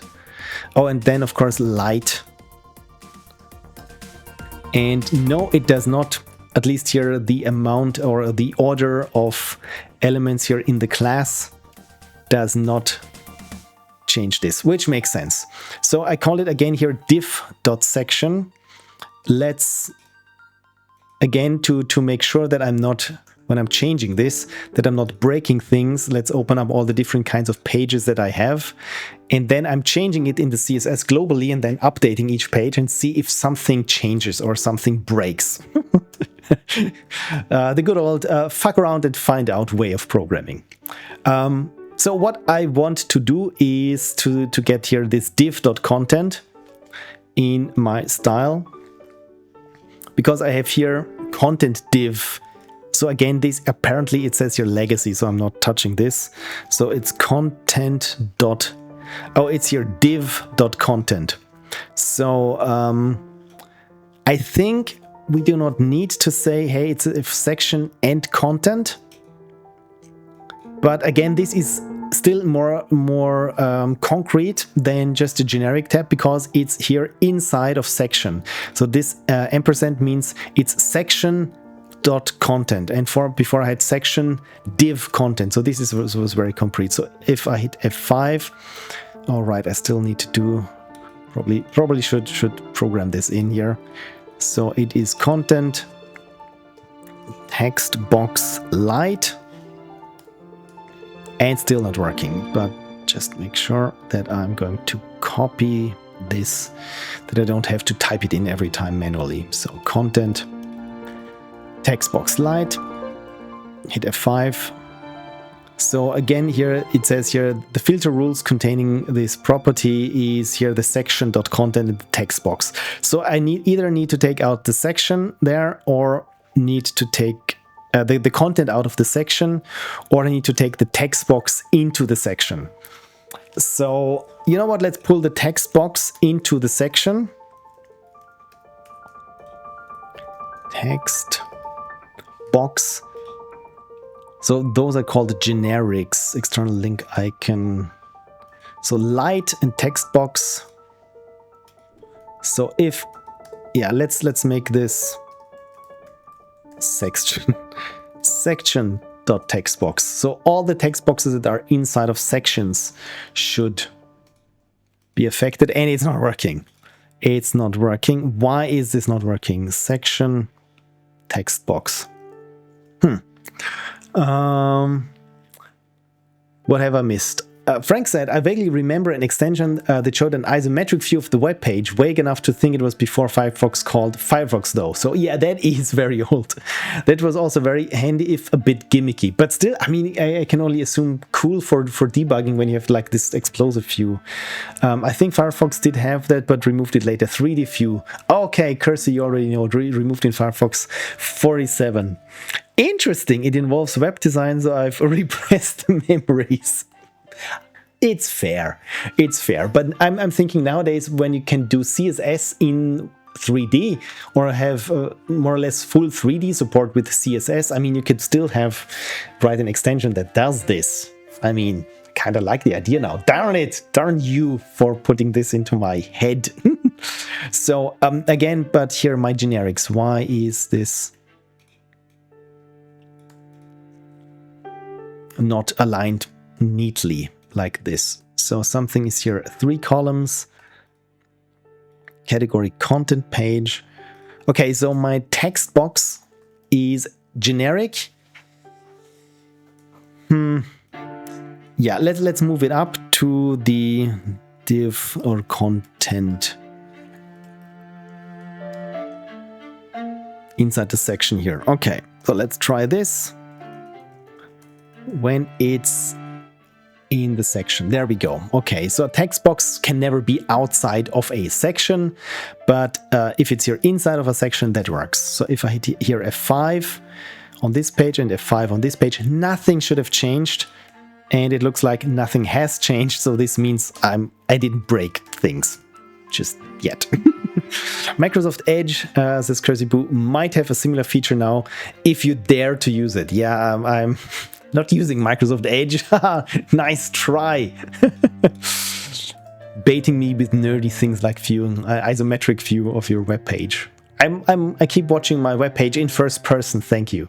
Oh yeah, one thing about Edge is again, I think I've touted of the features of Shutup++ as much as I have already, but or is it O&O Shutup? Yeah, that's the latest version, because it has so many switches that you can switch off when it comes to Microsoft Edge. That is just really telling. So here, Microsoft Edge, new version based on Chromium. And all these things here, these just pertain to Edge. So, and here, Microsoft Edge legacy version. So many things that you can or should be disabling when you're browsing with Edge. It's just, it's classic Microsoft. Frank says, oh, source sucks Mozilla 3D View has a screenshot. Yes, I want to see a screenshot of, ooh, neat. Oh, and the old Mozilla logo. Okay, that's kind of neat. You know what this reminds me of? The Jurassic Park, the first one, where what's her name? The hacker girl is one needs to shut the door system, and she's browsing Unix also in this 3D view, and she says, "That's Unix. I know that system," and it reminds me of that. Maybe this might have been partially the inspiration. That I like this. And you can say here, controlling the 3D view. Again, this, I mean, as a web developer, that is pretty handy to have it visualized like this. Thank you for sharing. Yeah, it is awesome. Totally get it. All right, where were we? Here. Okay, so of course, since we have here a text box, this does not look nice because it just here clings to whatever section it went past or beyond. So let's say here the padding and the margin is already set. So let's say margin top. Let's go with 24 pixels. Looks good, looks neat. You know what? Let's hew that in stone. Let's chisel that in stone. But just saying here, hey, margin top, that's fine. Apparently, as says Frank, it appeared up to Firefox 11, so I was a bit out with my guess. That's fine. I mean, I've never known it, and frankly, and yes, that was a pun. I would have missed it now that I've known that it existed before, because I've never used it, and just knowing it, I would have loved to see this. But again, with nowadays web pages, maybe there's so many things happening that it probably breaks this 3D thing. Up shifted one to the right. Up. Oh yes, it did. It up if you shift it to the right. That's neat. Sometimes this also happens when I'm not looking at my keyboard because I'm working maybe on my notebook on the other 90 degrees rotated on the table, and then my keyboard is shifted by one key and I don't notice and I type. Then I'm looking at the screen and think, did I just have a stroke? It's total gibberish, and then it's, oh, I just shifted in one direction. Hello, venereal disease. Thank you so much for dropping by. So a quick recap again for the newcomers here of what's going on. Frank, for one thing, shared here an old Firefox plugin that was the 3D view. That is something that now that I know it, I miss. Of course, then I have some water. Then I'm working on the new design of my webpage, because ldjam.com is not reachable anymore. I want to host not just the games myself, which I already did before, but also have here the description and neat little info pages to all of my games, and accessible through my new webpage when you go to play, and then there are all my games. And right now I'm trying to do this here with PowerMT. Again, here the screenshot is not the best one, and yeah, just trying to get here a page going, then that I can use as a template for all the other pages, unless of course they have their individual cooler looking things like I already did here with the wizard's beans, so that it has, I mean, look at this neat need parallax effect there. And in the end, when you scroll up, it's just a black bean. Just their eyes remain. And I got disconnected from the server again with my WinSCP. So hopefully it doesn't crash again OBS. Again, this never happened before. So hopefully it never will. Right, okay, so then how to structure this page then? I mean, since I want to do this for more games, and right now, as you can see here, this top section here, this intro section, as Kirsy helped me name it, is done programmatically through here this options array that I just pass into this make intro section function here that does the entire HTML thing. So maybe I want also to have something similar here where it's not just make the intro section, where I can just say, hey, make the main section, for example. So, oh, Frank said, on some days it shows that I'm one of those weird fast two-finger typists. Oh, you're still doing the old eagle, you know, the circle and peck. I've never learned proper 10-finger typing system myself, but more or less through years and years of doing this here, somehow through osmosis, I ended up with it. But there are two-finger typists that still out-type me because they've been doing just this, but for much longer than I have. And especially when you're in some bureaucratic office somewhere, you get the two-finger typists, but my God, are they fast. So how should or would I structure this? Does this actually need to go into a function? Because right now the HTML is super simple, because everything here with the description goes into H3s and H2. You know what? How would this look better with H2s? Well, let's test and see how it could look like with that. Play now. Oh, when it's an H2, apparently it's uppercase and centered. This is at least how I defined it. Then let's put it. Let's make it priority 3 header. Mr. Troy laughs, and Frank says, I use 2 to 3 fingers, but occasionally I get 50 or 60 words per minute on probably very flawed online typing speed tests. Still, hey, that's a lot of words, which I'd say, while not fast, is also not slow. That's the thing. In the end, it's what works for you, because with some people who are very fast, especially on the phones, at least I've seen people type lightning fast.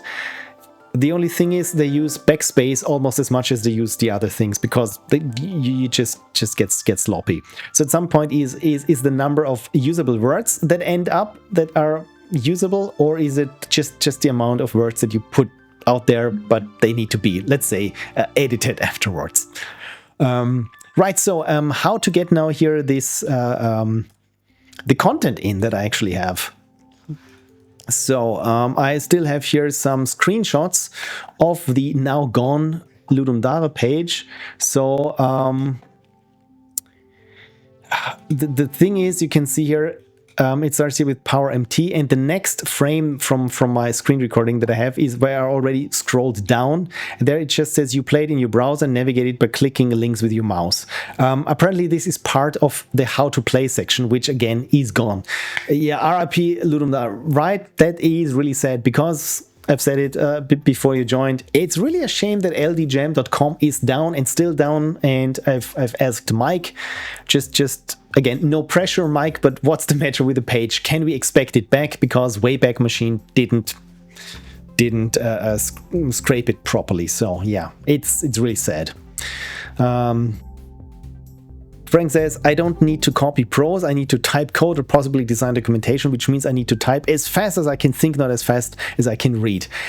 Yeah, thinking and reading, and I know what you mean. There's definitely a difference there. So yeah, let's recreate this. And I'm not no chum who does his typing like the plebs with their fingers, because I got Share X and I already have it set up for OCR. So hopefully when I'm typing the correct shortcut key, I should get this here as copyable text.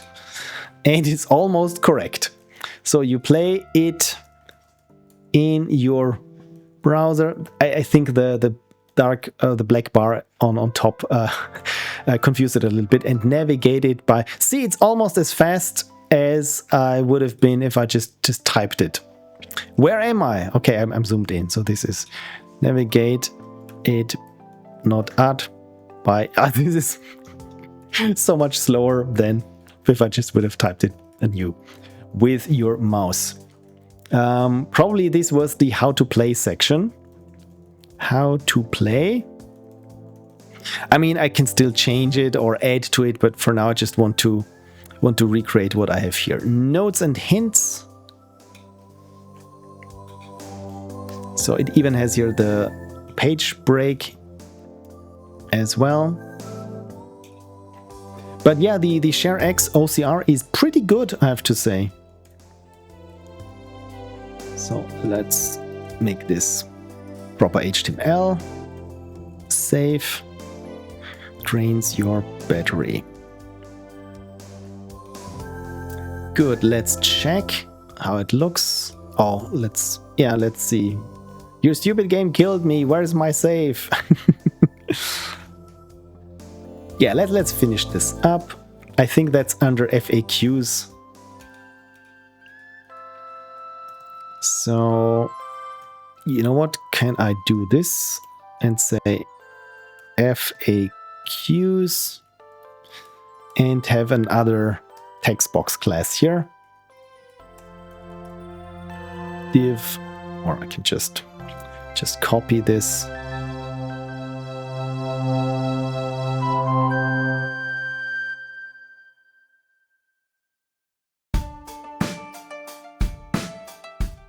And have it also as an H3 here, or I think that did I want to do this as an H2? Maybe. Let's try it how it looks like an H2.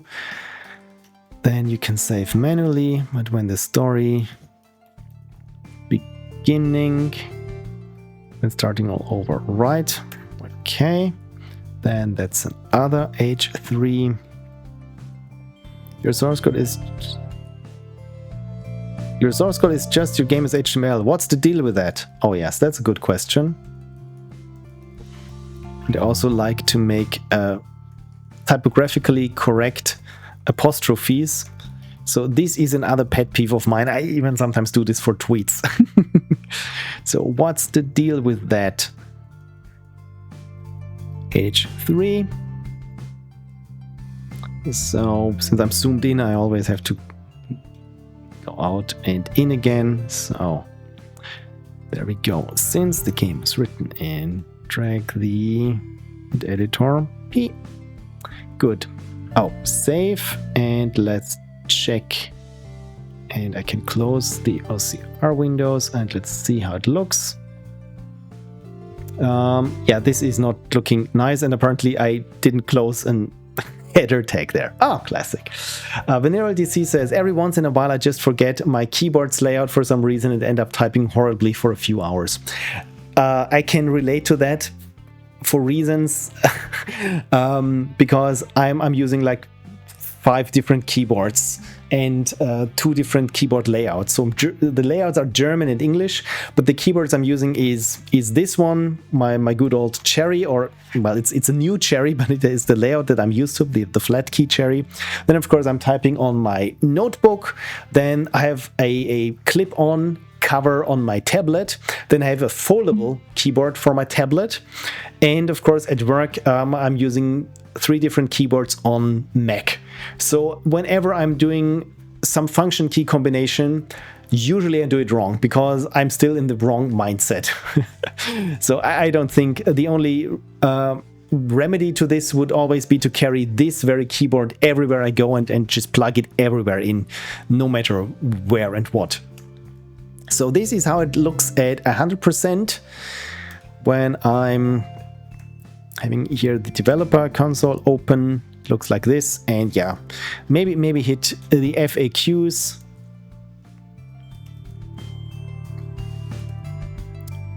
Maybe put them into this box and Yeah, I forgot here to close the H3 tag here. For this one, let's see if I can say style and say, hey, text transform is not uppercase. Transform is initial, and text align is left, or also initial. And let's see how that looks. It doesn't look too nice, I feel, but still, it's legible. It's legible. And again, I forgot another H3 closing tag here. Oh yes, not G3, H3.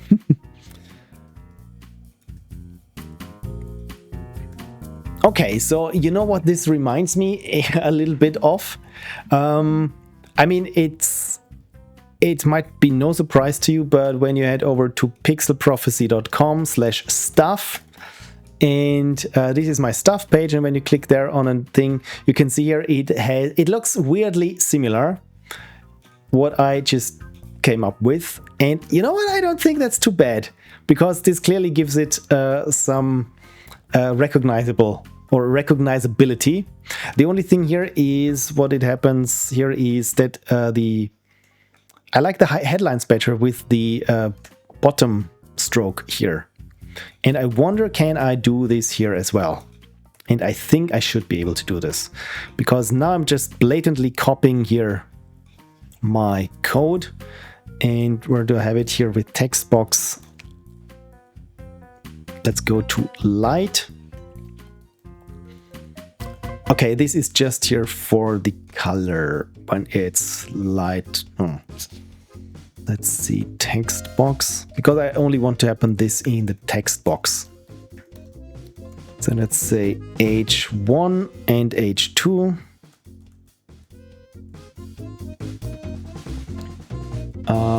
They do these things. And what did I say? Was everything uppercase here? Yes. No. Here it wasn't. Okay, good. Frank says, I'll be a bit lurky today. I'm not very vague. All good, Frank. If you need to go to bed early or to rest, I know how it feels when you need to rest. So all good, Frank. And thank you again for sharing the 3D view of Firefox. Never knew this existed. So very, very cool. So all good if you lurk and then just fall asleep or drop out. I've heard that my voice is very soothing and it helps to induce sleep.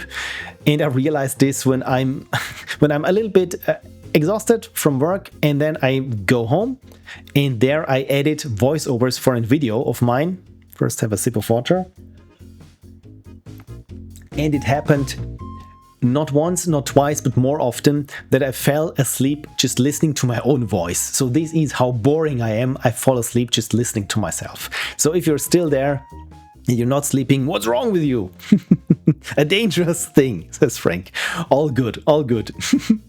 So, right, what did I have here as well? So the text transform was also initial, and the text align was also initial, so it's not centering. And for the others, there we had, okay, this is H2 already. Let's make this one an H3, where H3 is, well, you know what, H1 and H2, and H3 and H4. They all are using here this border bottom stripe, but then I make here overrides for H3 and H4, where I say, you know what, text transform, that is uppercase, that is allowed to be uppercase, and the rest can be just inherited. Let's see how this works if I get closer to this. That was the wrong command.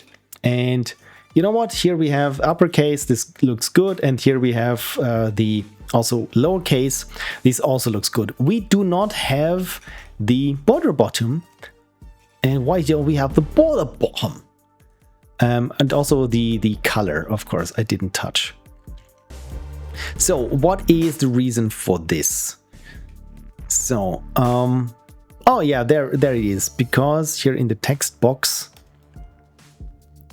the H1 has a color and a border. And here we are also in the text box. Yes, this is good. Okay, and there we have foreground and border colors. So this should be reflected here. Yes, and now it works. I don't like it here for the smaller ones that the stripe is going all the way through.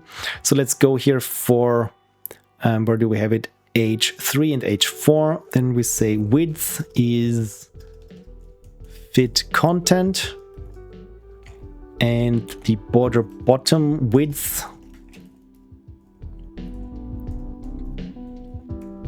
should be, I mean, it's 4 pixels. Let's go with 2 pixels and see how that looks. Reload, and looks good, looks good. Maybe make this, how did we have it here? Is it, oh, it's 2.5 pixels. Really? I didn't know that this was possible, but apparently I went for 2.5 pixels. So that works here very well. The only thing is now here with these questions that are very, very long, then it doesn't look that appealing, at least not for this kind of FAQs. So, and even here for the FAQs, does it look nice if it goes all the way over there? You know what? I'm going here with width fit content as well. Just commenting it out so that I know that maybe I want to come back to this.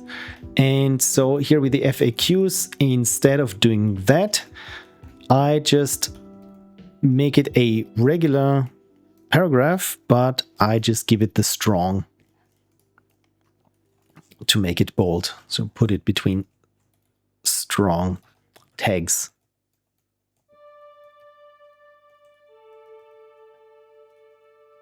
Strong and P. Let's see how that looks. Yes, this looks a little bit better for the FAQs, because everyone knows that it's question answer. And drop it into the Twine editor. So that's probably needs to be separate. Drop it. No, I'm looking for the word drop it. And I duplicated this. Why did I say drop dash it? Drop it. Drop space it. There we go. No, wrong command. Drop it into the Twine editor. Okay, good. This looks like text. This looks legible enough. Even if we do not have the developer console, this looks okay. Again, I probably want to have a nicer picture here for the header image. But overall, I think this could work. Then we need maybe some screenshots there and download links. And yeah, I like how much this reflects the pixelprophecy.stuff page. I mean, would it make sense to copy it a little bit closer, or is this not, won't this look too nice? I mean, what I like about here, this stuff page, is that it's never too wide, so that the text always has a nice spacing. Because here it feels like these lines can go on and on and on and don't look very appealing. I mean, I can at least do something here about the look of the balance of the lines. What was it? Was it balance? Or was it warp or wrap mode? Oh, I have to look it up how I did it here. Oh, text wrap balance. Oh yeah, so it was that. So text wrap, and when you go balance, you can see how certain lines just get changed. So again, that they are more balanced and look a little bit nicer than just overhanging text. So I think I can add this here to the text box, because we want text to look nice. So this means we want text to look balanced. Cool. So we got the description here in, we got the FAQs in. So what else was here? Oh, there's one more question, and then I have a change log, and I think even a download section. So let's OCR this. Just what I can get. Oh my god, so many typos.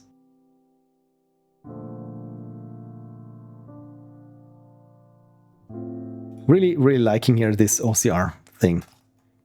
So you know what? I can here take out this style change that I have here for the F2s. So I hope you can see everything. So I'll make it a little bit larger as well. I had my eyes tested this week because I think I've said it before that I've noticed that this eye was much worse than the other eye. And so now I have a doctor looking over it, and she told me, you know what, your eyesight is pretty good, especially for your age. And I got like, in terms of, I don't know how you call it in English, the amount of how you measure your eyes. Let me check this. Dioptrie, diopter, or dioptrine, is it? Apparently, it's called diopter. Apparently, a diopter, I think. Okay. Oh, Kirsy posted a 3D screenshot of Phil's homepage in the Discord. Awesome. Okay, now I have to look. Thank you, Kirsy. I'm super curious now. And then you can see all the design sins that I made. So not to dox people. Oh yes, Dome 3D browser extension. There we go. Thank you. Visit site. Okay, this one, Dome 3D, a tiny spatial DOM viewer installation. You can install it, the Firefox. Since I'm running on WaterFox. Oh yes, yes, that's the good stuff. Cool. Thank you, Kirsy. Now I'm curious. Do I need to? Is this Firefox? Oh yes, I'm here in Firefox. I need to do this in WaterFox then.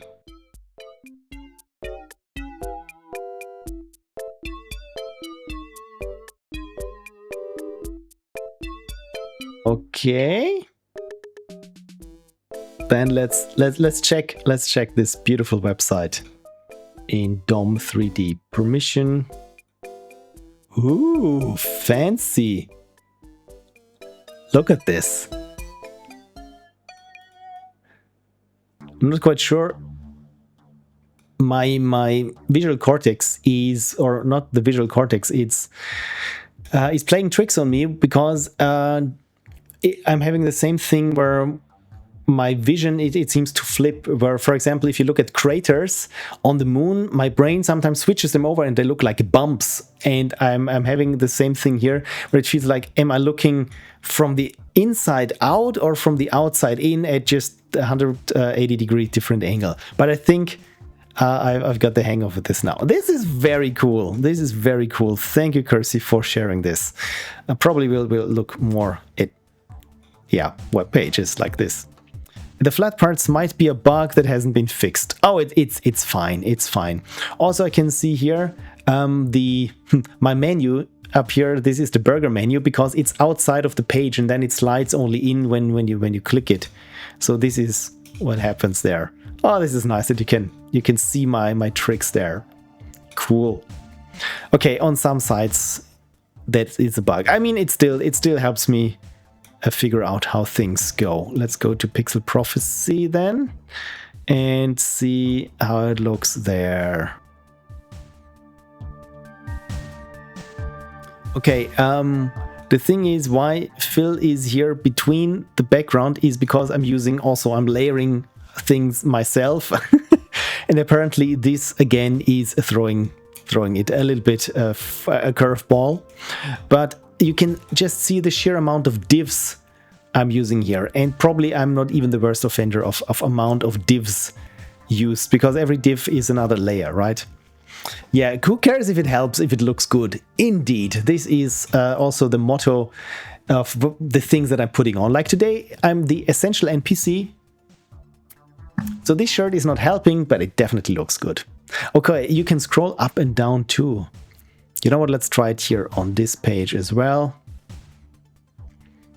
How can I scroll up and down? Probably there is middle mouse button. No. Scroll wheel does that. Shift, Alt, Shift, middle mouse button.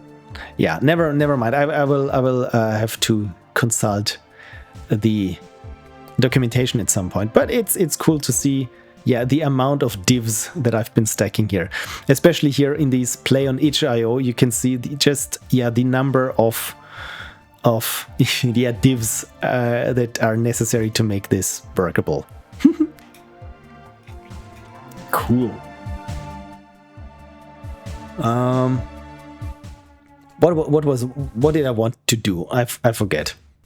Oh yes, finish here adding this text. Oh my god, there are so many typos. Answer, I'm sorry, I didn't have time to proofread. Just check the changelog for fixes. Bam.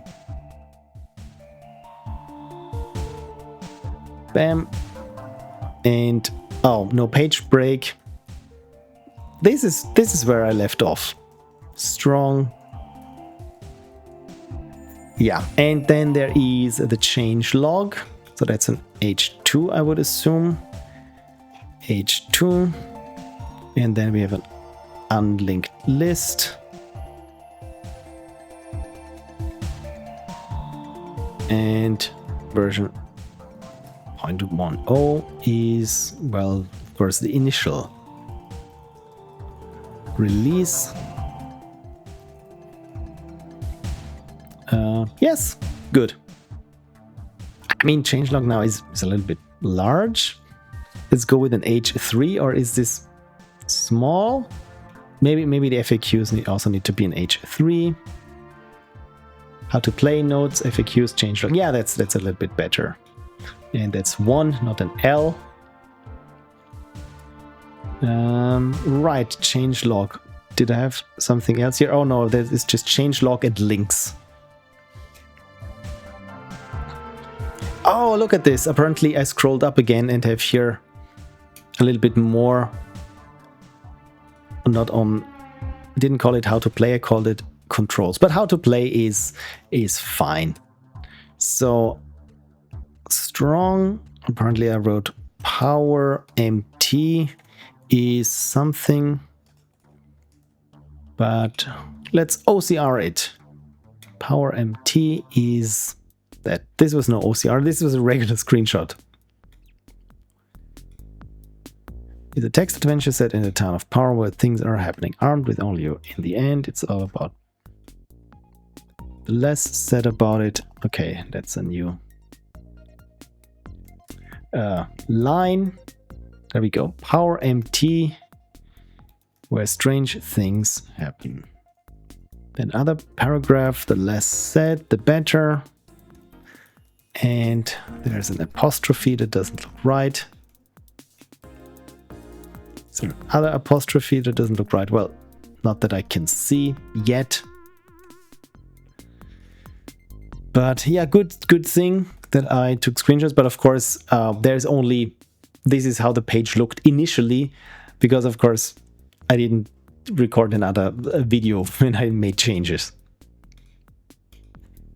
Oh, thank you, Kirsy. I was just about to hydrate myself. Perfect timing. Okay, so let's look at the page. And Power MT is a text adventure. You know what? That probably should go up here. Strange things are happening in Power. This should go to the intro. I make this a little bit smaller because it's, I feel like, yeah, like at the ophthalmologist again. So this is here the intro blurb. And I think I'm safe to add HTML here.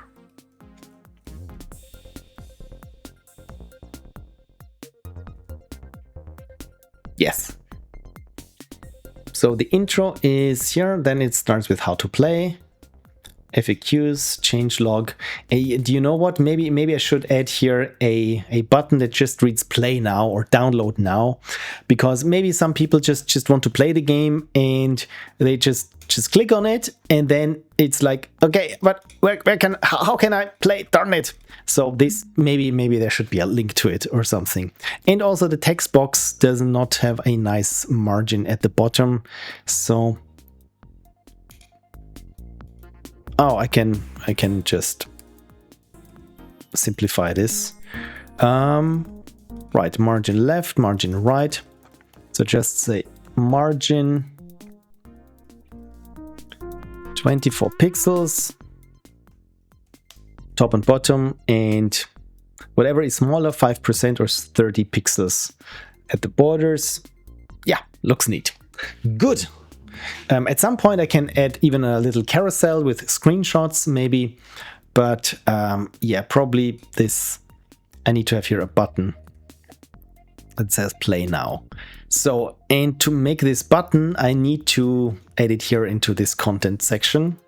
And I think maybe I can already copy these buttons here that I've already designed, or at least scripted more or less.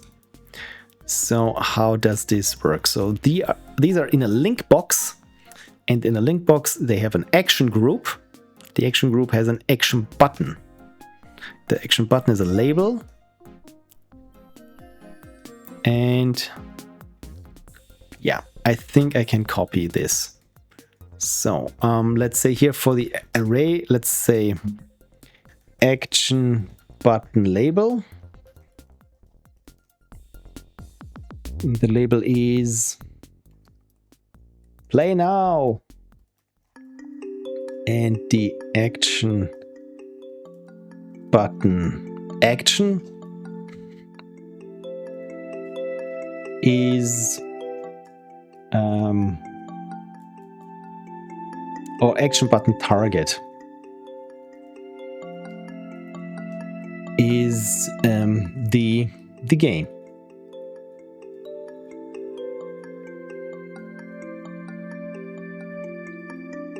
And I think again I need to say current dir.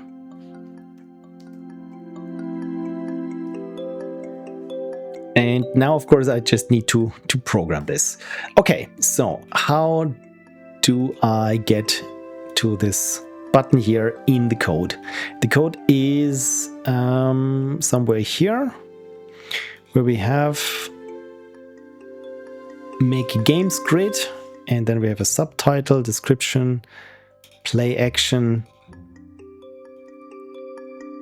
gameplay label, action button. So this part here, I can just move down here as well. So make intro section. And then I can say action button. And of course, I need to make sure if this part here, where I pass this array with action button, label, and target, whether these actually exist. Otherwise, yeah, we will get gameplay array. You know what? Let's call it, as I already had called it here, gameplay array, because then I can easily copy paste things and not come up with new labels. So gameplay early and gameplay label. But again, since this is a intro section, the header, it's not always play the game. So maybe instead of just call it gameplay, I still will going with action button. And we'll have to change this here, gameplay array. Action button array.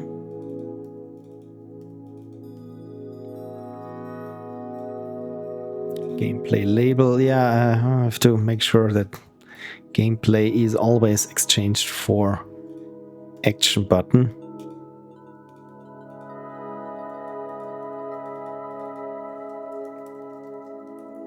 So let's step through the replacement. So replace one. Action button array exists. yes, yes, yes, yes, and yes, and not up here because that's part of a different function. Okay, I think we're good on that. Then the action button label, class is action button, external link icon. That's all good. Play action. Let's just call it action HTML. Action HTML, action HTML. And if array key exists. And then just echo it here. So we have here the blurb, and at the end of the blurb, we have here the action HTML. Okay, let's see if this works. Wow, okay, on line 325, we have a problem. 325, action button array exists. Oh, I called it here an item, and the item does not exist because I called it here options.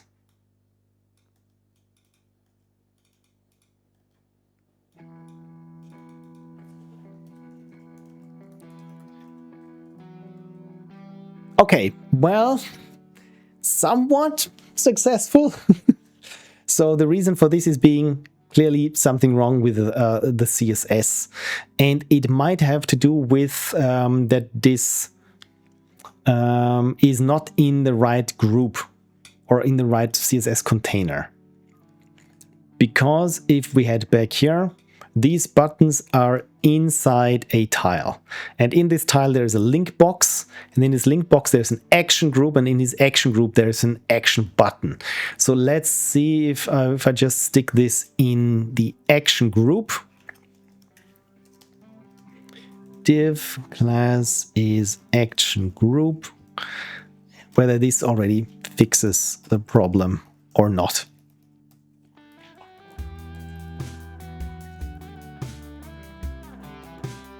No, it didn't fix it. Darn it. Well, then we have to investigate what the problem is. So a class, action group, action button, header blurb. Okay, let's see what the actual CSS looks like for these kinds of buttons. I didn't mean to press the button, I just wanted to select it.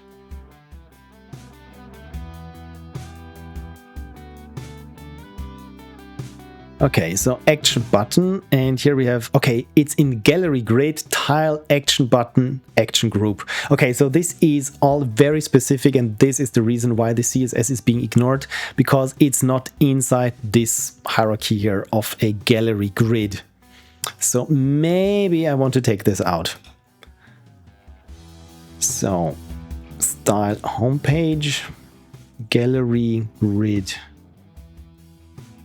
Well, not searching there. I want to search here, gallery grid. Okay, gallery grid, tile, thumb, margin, content, tile, description, tag box, tag, action group. There we go. There is the action group. So if I lift this action group and take it out of, where does this belong? Gallery grid. And have it here in its own little container, or on its own, so that we just have here an action group wherever this action group might be, and this action group has an action button, action group. So just so that I know where this belongs to, if I hit F5, okay, good, nothing changed here. So this means the CSS is still working correctly. And now on our page here, look at this. This is much better. It's still a little bit clipped there on one end, but that's clearly salvageable. Just need to figure out why it's clipping now. So we have here the action group. So what is going on here with all gaps and padding and so on? So the display is, oh, if I say, hey, the display in the action group is not flex, then it magically fixes it, but it only means that we can only have here one single button. Maybe that's not what I want, so I keep this. The width is 100%. I'm just switching off here one after the other and just seeing what happens, and if one of these things magically fixes the issue that I have. So I'm now here in the action from the action group. This was not it. I'm now in the action button, and it looks like the action button is where the problem is. So min width is 110 pixels. Oh yes, the width here gets calculated. That is the thing. So the width is 100% minus 16 pixels. Why 16 pixels? Probably because it works exactly how it should in this scenario, but of course not in this. So I need to make here an exception or change it here. So the width, so align center.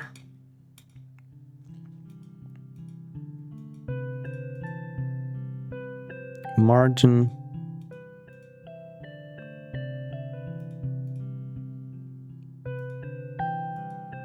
Just trying to figure out how I can align it here.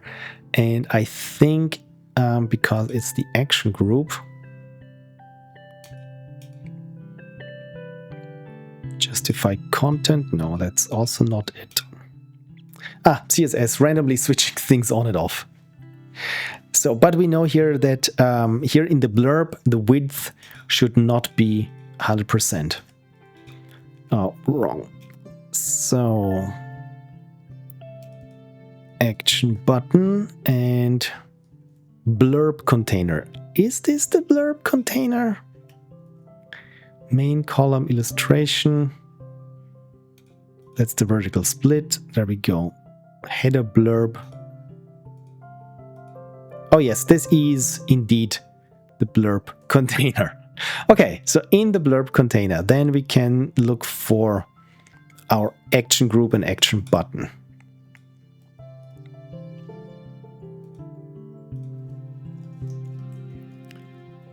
Let's go for action group first, because maybe we need to do something in the action group.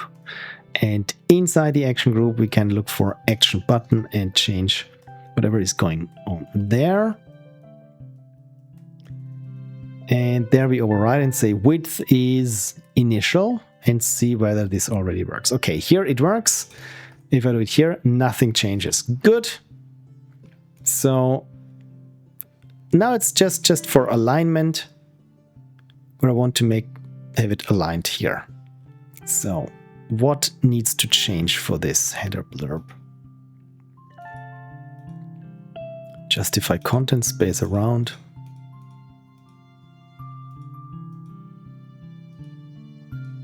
So if I switch everything off in the action group, nothing changes.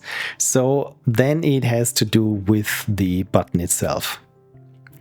Width initial. That changes the width, but Align item center. I thought this would have been, but it's not the thing. Align self center. If I disable this, then it uses the entire width. So align self, maybe flex start. Yes, that's it. So width initial, and where was this? In the button. Align self, flex start. Good, hit F5. There we go. Okay, so when you enter this page and you just want to, okay, how can I play the game? You have here the play now. One thing you probably notice is when I'm hovering it, nothing happens, only when I hover here over the icon. And the reason for this is apparently I've set the blurb to ignore all the key presses so that you cannot accidentally select text, which is not nice, doesn't look nice, but of course this is not how you want a website to behave. So where does this happen? Probably somewhere up here. So the make games grid, make intro section, probably here. So class intro layer content layer priority. I'm just looking at where I say no select or something, but this might be.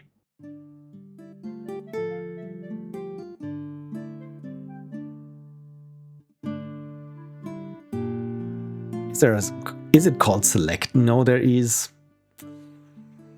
Oh, if I can only, what's it called when you select something or when you make text selectable in CSS?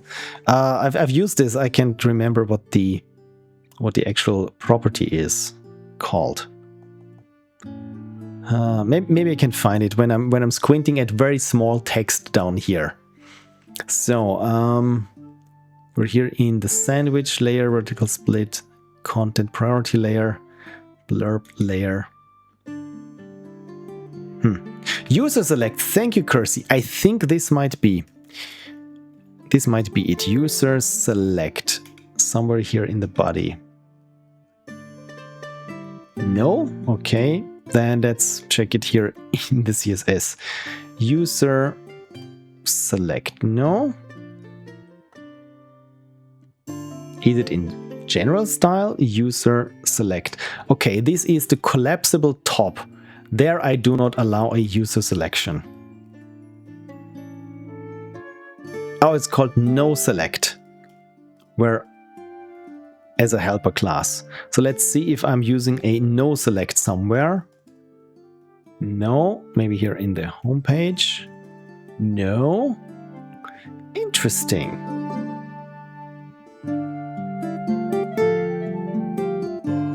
Is it here? Oh, it could be because this is layered and maybe it's not in the foreground enough. Maybe that is the actual issue. So where the action button, let's give it a Z index of 3, because when it's 0, so let's see what happens. Okay, if it's 4, it's selected, 3, 2, 1, 0. -1, it's not selected when I'm hovering it. When it's already at Z index 0, then I can already hover over it. So that was the issue. Okay, so let's give it a Z index, positive, and that was the issue. Good.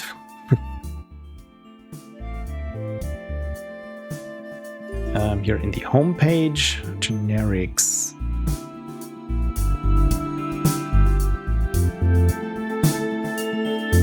Action button. This is the general action group. There we go. Action button. So here, yeah, that's the generic one, action group. And the action button. Let's give it globally a value of 0 and see if all the buttons hover correctly still. Yes, they hover correctly. All is good, all is well. So when you hit play now, then good, it loads the game also with the correct address there.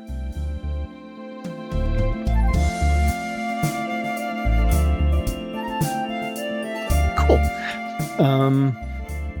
The question is screenshots, where to put them, downloads, where to put it. Should I offer multiple buttons here with the blurb? Because then I need to have make an array out of it. I mean, this could work. I don't need it. Again, Phil, do not solve problems that aren't problems yet, or functions. Do not debug functions that aren't yet needed. So when it's needed, then I will come back to it. So change log. Maybe also have a big play button down here so that you have multiple buttons that just go play now. So, when I want the same button for play now, probably it would be nice to just call the same function that creates this kind of button. Because right now I'm having two functions here in the functions content. One that makes here this intro section creates this button, and one makes the game grid that creates this button. Of course, it would be good if I just say, hey, create button, function make action button. Let's see, options, and if I just pass it what I have, and it does whatever is here. Let's try. Okay, make action button. If action button here exists in the options. I mean, there it doesn't need to be called action button, right? It would be just make sense to have here the HTML and the target URI.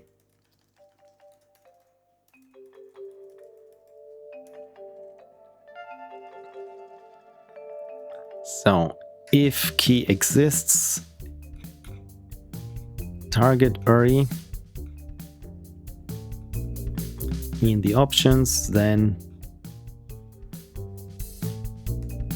we have URI and label, then the URI is the target URI, and if the key of label exists, then it is the key of label. Otherwise is default label is just visit, whatever it is. So, and this one creates an action group. Well, it should not create an action group. It should just create the button. So this is the URI of class action button. The label is label and uses an external link icon. Good. Okay, then let's make sure that we can call this from anywhere. So action HTML. So we need HTML, URI and label for this. So action button. Action HTML is nothing. And if action button URI exists, then we say, hey, let's make a new button. Options is an array.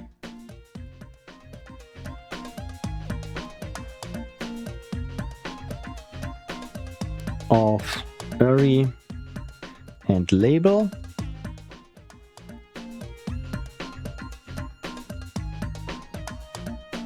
And the label is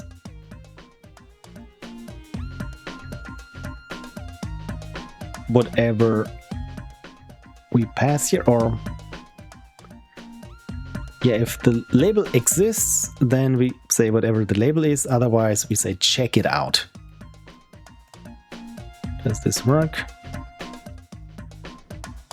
Yes, okay, and the URI is what we have here.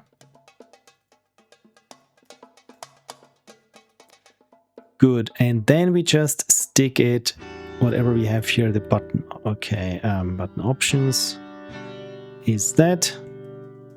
Then we have button HTML is, what did we call it? Make action button with the button options, which I mistyped. Let's call it button options without the typo. So we make a button by calling it the button options, and then we have here the action HTML, and this just puts the button in an action group.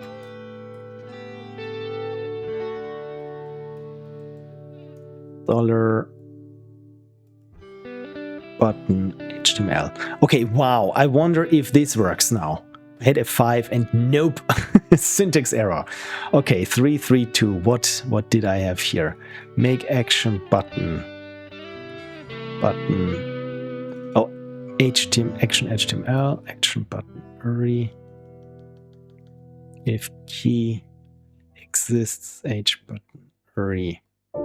Okay, oh, this is it. Action HTML, no. Okay, 335, something is wrong. Oh, of course, forgot this semicolon at the end of the array. Okay, good, now it works, it just doesn't make a button. Do we see why? Is there some sort of... Okay, I'm echoing this action HTML. Action HTML is... I mean, we can do it even like this.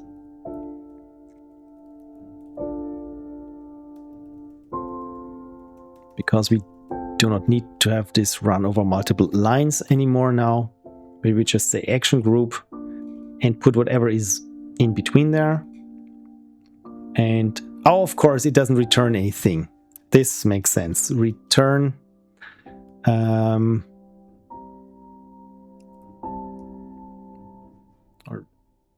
we still have here something is iffy because it's not knowing that I've closed things.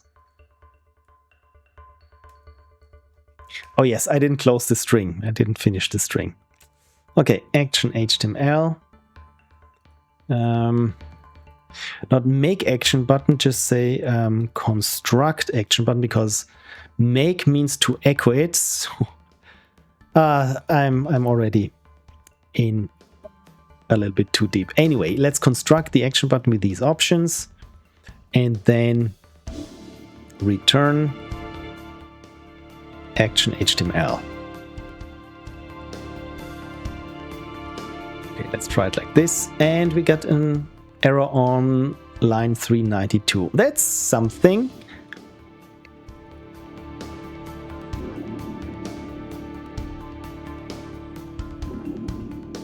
Okay, now it works. Still no button, but we're getting closer.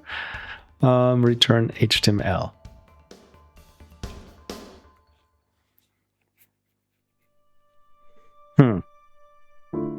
Could have been so easy, and I'm making it so complicated.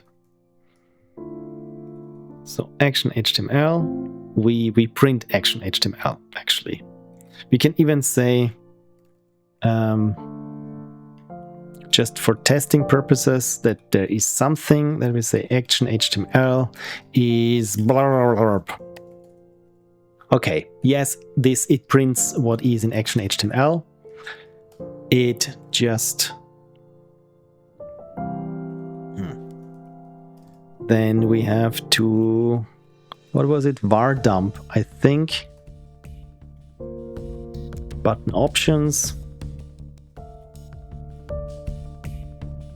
that we have here. Okay, so this we got an URI and a label. Okay, so this is correct. Then we have here the button HTML. Var dump button HTML is empty. Okay. Why is the button HTML empty despite using here URI and label? Oh, we have here, we called it target URI. That's the thing. If key exists, target URI. Just call it URI. And, well, we're getting somewhere. We're getting somewhere. Okay, now we go there. Now it went there, so that's the thing. Okay, it looks exactly like before, but we used here, have now a function to create here this action button. Which means I can use it also in the make games grid. So make play action. It's the label external link icon. Okay. And the thumb action. Okay, page action HTML and gameplay action HTML. Okay, so those are two buttons. Let's open it up here side by side so that I can see again how I did it and how it wants to. So play action HTML. Or do I put this? Okay, play action, page action HTML, and this is put in an action group. So all I need is play action HTML.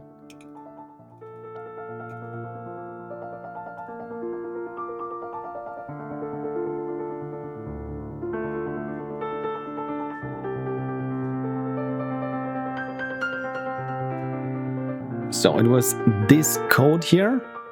See, I'm trying to make things easy on myself by essentially writing more code to do less. Frank says, I think I'm going to admit reality and declare bedtime. Good night. Have fun with the rest of the stream. Thank you, Frank, for sticking with me this long. I hope I could make you a little bit sleepy or sleepier, and I hope you have a wonderful week. And thank you for dropping by, Frank. And I hope you're glad that you don't have to do web dev anymore. Cheers. By anymore, I mean today. Okay, so the thing is, because I'm changing or using different names here, I'm not making things easier for myself. Okay, the URI is gameplay URI and the label is gameplay label. And here I'm using not options, I'm using item, which caused the problems before.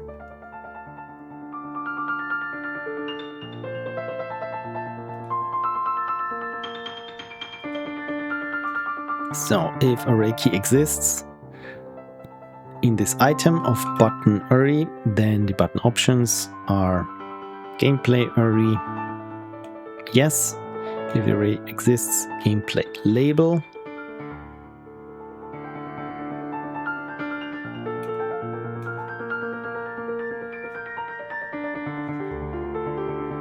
Also here in item, not in options.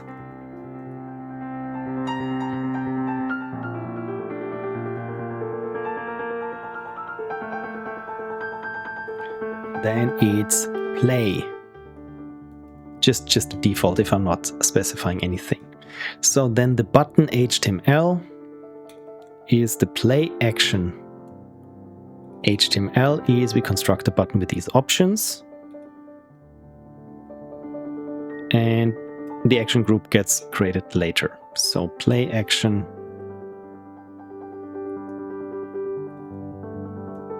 HTML. Okay, good. I think this works for this one. And the action button, the play action. Just to be safe, I comment this out.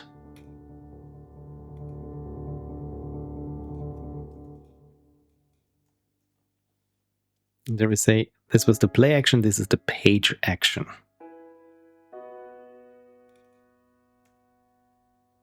So the button options we have here. Game page URI, not gameplay URI, and game page label. And we say visit, not play. So, uncommenting the old way of doing things, the page should look exactly the same, and all we get is warnings. Okay, 215 and 217. This should make sense. Oh, okay, if page URI, then this is for the thumbnail.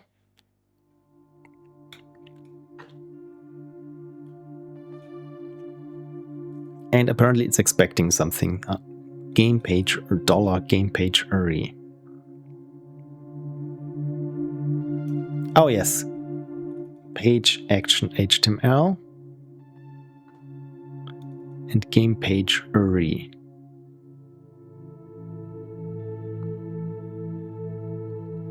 Because I've never defined game page URI anymore.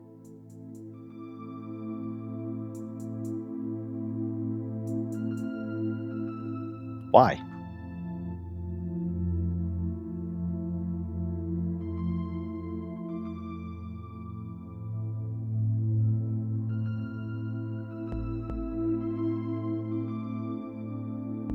I think that's the reason. No, much more. Even much more warnings. Oh dear, what have I done? What have I done? So let's look at this. What happened? Okay, I want to create an action button. So the play action HTML. So in the end, what I'm doing is when I'm constructing these links, I'm creating here this action group that is here at the bottom where it says here now visit page. Is this action group undefined variable? Yeah, probably, because I've been switching up so much of my variable names. So it prints out or it echoes out whatever the play action HTML is and whatever the page action HTML is. Thank you, Commander Stitch, for saying nice PHP. Well, it's especially this part here, right? That's classic PHP. Right, so this is the end thing. So page play action HTML should exist and the other as well. So let's close this here for platforms. So the issue that we're having here is already starting here on page 170. So the page action HTML. For this we check, I really have to go back to the source index. So the page action HTML is the game page. So if it exists, action button array? What am I checking even? I've completely confused myself. So the gameplay array, there we go. Gameplay array. If item exists, gameplay array, then we do this. And we say gameplay array is nothing, or is an empty string. And when it exists, then we say gameplay array is item gameplay array. Let's check. Okay. Got different warnings. Oh dear. Undefined variable game page in on line 216. Oh crap. Again, I wanted just to lift this one section of making a button. I wanted to make it more generic, but I'm completely wrapped myself up in a tangled mess. So the reason why this is happening is because you should also be able to click on a thumb on the thumbnail itself, and it should bring you to the page, not the play, so the page of the game, not the play part of the game. So essentially it just opens this sub page that we just made of the game, unless of course you click right on play when you want to play something. So, and for this it says here, if the array key game page array already exists, then use that. Otherwise, use the gameplay. If there is no page for this, then it's fine for players to play. So, and apparently it's there's a variable not defined that I defined here when I was trying, or when I was making these buttons on the fly. Essentially, I have here the game page array and the game page URL, and I think this is what I was using here. So the game page array and the game page. This actually should be not gameplay. No, okay, that's correct. This is all correct. Anyway, so these do not exist yet.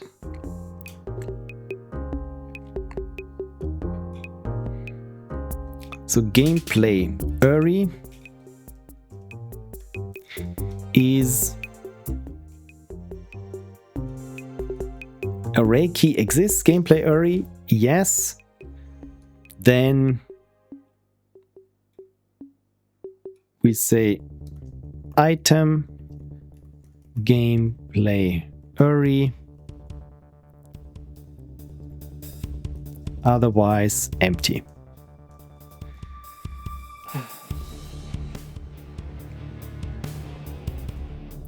And gameplay and game page,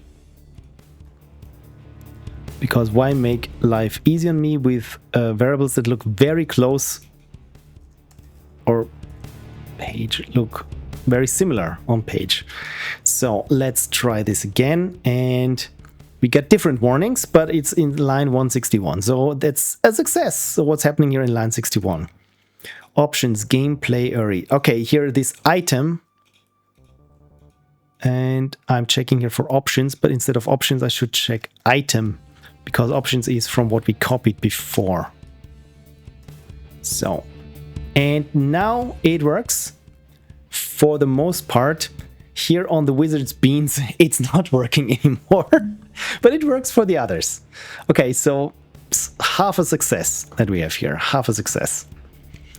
So play action HTML and page action HTML and gameplay URI. I'm not using this. I can get rid of. Okay, good. Okay, slowly we're inching towards something that works. So game page URI is page. Okay. Just need to make sure that it reads page everywhere, or play, that it reads play everywhere.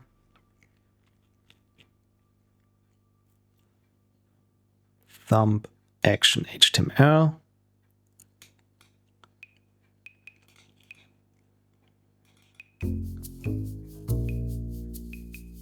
Okay, I'm just wrapping this. I'm clapping it between itself. Okay, so play action HTML and page action. So I'm looking here at the wizard's beans, and I wonder, because it has here just the game page and the other has the game play. So again, the page refers to this little page on the game, and play means when you hit play now and it starts the actual game. So why is it here not happening with the wizard's beans? That's what I'm worried about.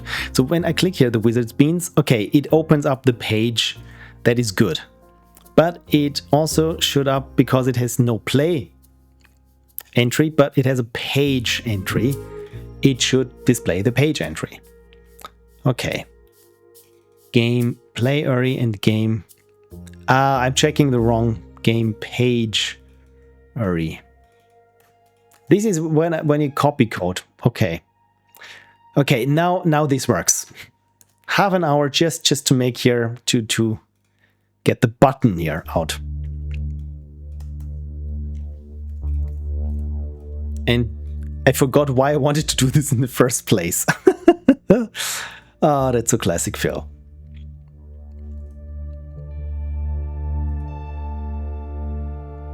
So that I have here this play now button. This is also so. Oh, I think so that I can have also here a button where I just say, hey, here in the change log, hey, I want here to have a button. Let's just say play h3, and then we need to construct a button via what we already did. So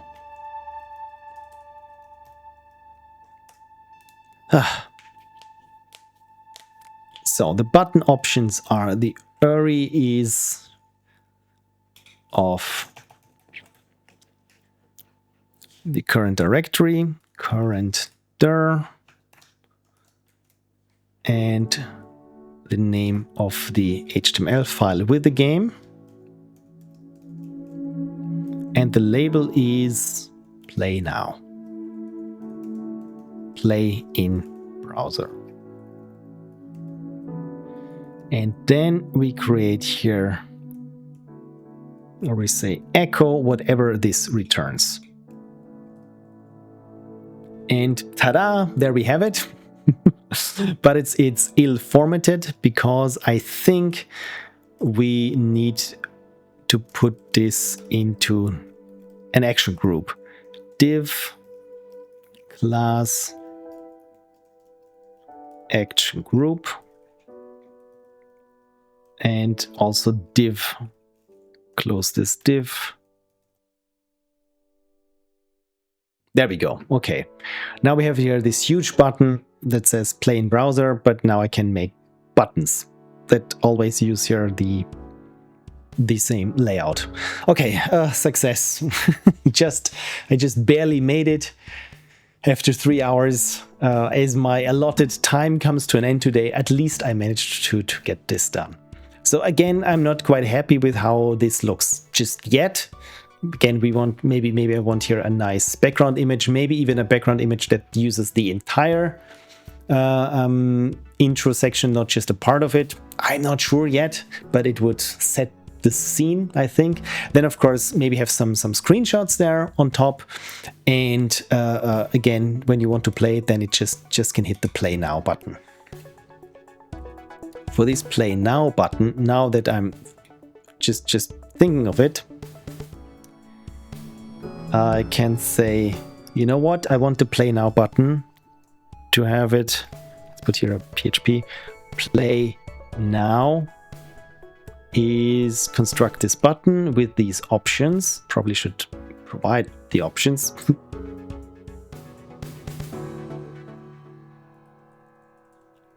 There we go. So now I have this button as my play now button. So because then I do not I don't have to use here this construct here to pass it as options in the intro, but I can just say it's part here of the blurb, where I can just say, hey, plus string concatenation with the button options. And hopefully this should look exactly the same. No, it does not. Line 66. What did I do? Oh, of course, there is nothing here left now. So again, the action group is, just need to echo it, the button options. There we go. On line 21, we have an error now. Oh God.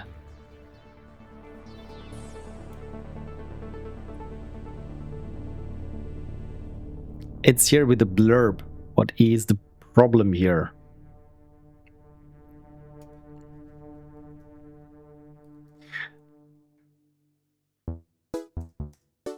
Oh, I have here a line break, I think. Is that the issue? No. I just want to make things easy on myself. Oh, I called it play now. I think that was the issue. There we go. Yes, we're getting there. We're getting there. So since I have the play now, I mean, can I have here page breaks? Does this work? Or will PHP complain? Apparently it won't complain. Okay, so that's at least something.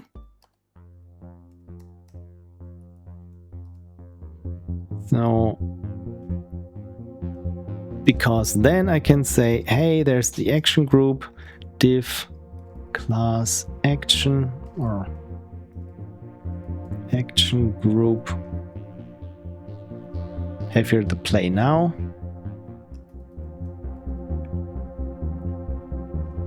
And close the div. And yes, okay, good. And array to string conversion on line 64. Yes, of course. It's the play now button. It's not the button options. There we go. Okay, good. I can hear the clock tower strike 12 and perfect timing. Perfect timing. Great that at the last instance I got it done. Okay, now I'm almost afraid to hit F5 on this page and watch all the buttons break again. Okay, here we go. Fingers crossed. Okay, nothing broke. It works. Oh, good. I'm glad.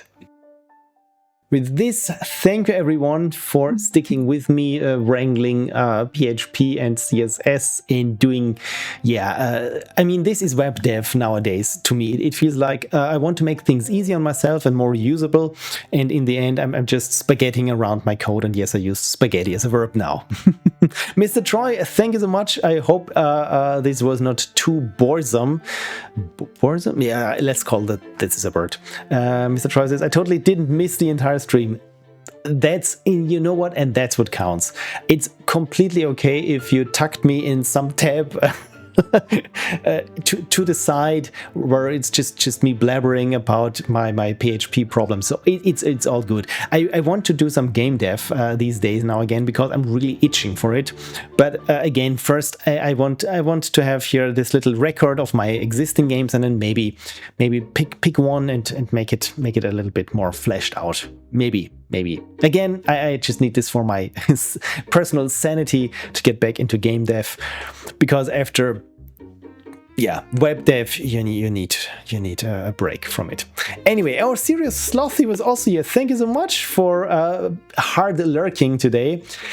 Again, I repeat myself, but I know this is probably not the most interesting thing to watch, but also what I always say is it helps me to have someone to talk to while I'm programming stuff, because when I'm repeatedly explaining what my intentions are and what I'm trying to do, it is much easier for me to keep everything in my head and work a little bit more structured. So thank you for helping me be a better programmer. Cheers. And Mr. Troy says, I disagree, this stream is making me want to web dev again. Oh, in that case, if that didn't discourage you from web dev and all the ungodly things that I did with PHP now, then yeah, you cannot be helped, and you probably will have fun with doing web dev if that inspired you. Thank you so much for sharing. Mr. Troy says, I stripped all of the PHP out of my site and it's pure HTML CSS. Oh, that is neat. I also want to make things simpler and easier and try to weed out as much JavaScript as I can, because again, for mobile devices and so on, I want it to be super lightweight. So I thought, yeah, I mean, PHP, the server can handle it. Let the server worry. I'm never having like 10,000 concurrent users, so it should be fine. I probably don't even have 10 concurrent users of my website at any given time, so this should be fine. But also, as you've seen with PHP, again, I fall into the trap of I want to modularize maybe a little bit too much now, and then it's just refactor day after refactoring day with the website essentially looking more or less the same. Well, at least this is something that now works, and I can maybe use as a template for the other sites. Anyway, Kirsy says, coding of whatever sort. Indeed, just as long as you're having fun programming, and as I like to say, you interacting with systems and bend them to your will, or it feels like programming feels a little bit like juggling. First you juggle just with one ball, and then you add some more, and in the end, because you've built so many things, it's like juggling an entire, I don't know, dinner dish set or something. And of course, if you drop one thing, as we've seen with PHP, suddenly everything drops, and then you have to pick up the pieces and start anew. So that's it. That's my perspective on this. Wonderful. Thank you, everyone. So my next stream is as regularly as it always is, I think. Did I use this as an adverb? Yes, I did. Probably it was wrong. Sorry, my English is not goodly. So yeah, next stream is planned for Saturday. I said I wanted to stream more during the week, and I never managed to get to it because I'm always a little bit exhausted after work. So hopefully this passes, and maybe at some time I can do an IRL stream just to shake things up. Either way, I will let you know. And again, yeah, thank you for sticking with me and doing this boring web dev. I very much appreciate you being here and being active in the chat. So cheers to you. I'm still finishing now my water. Thank you. And have a wonderful week. Bye-bye. Take care.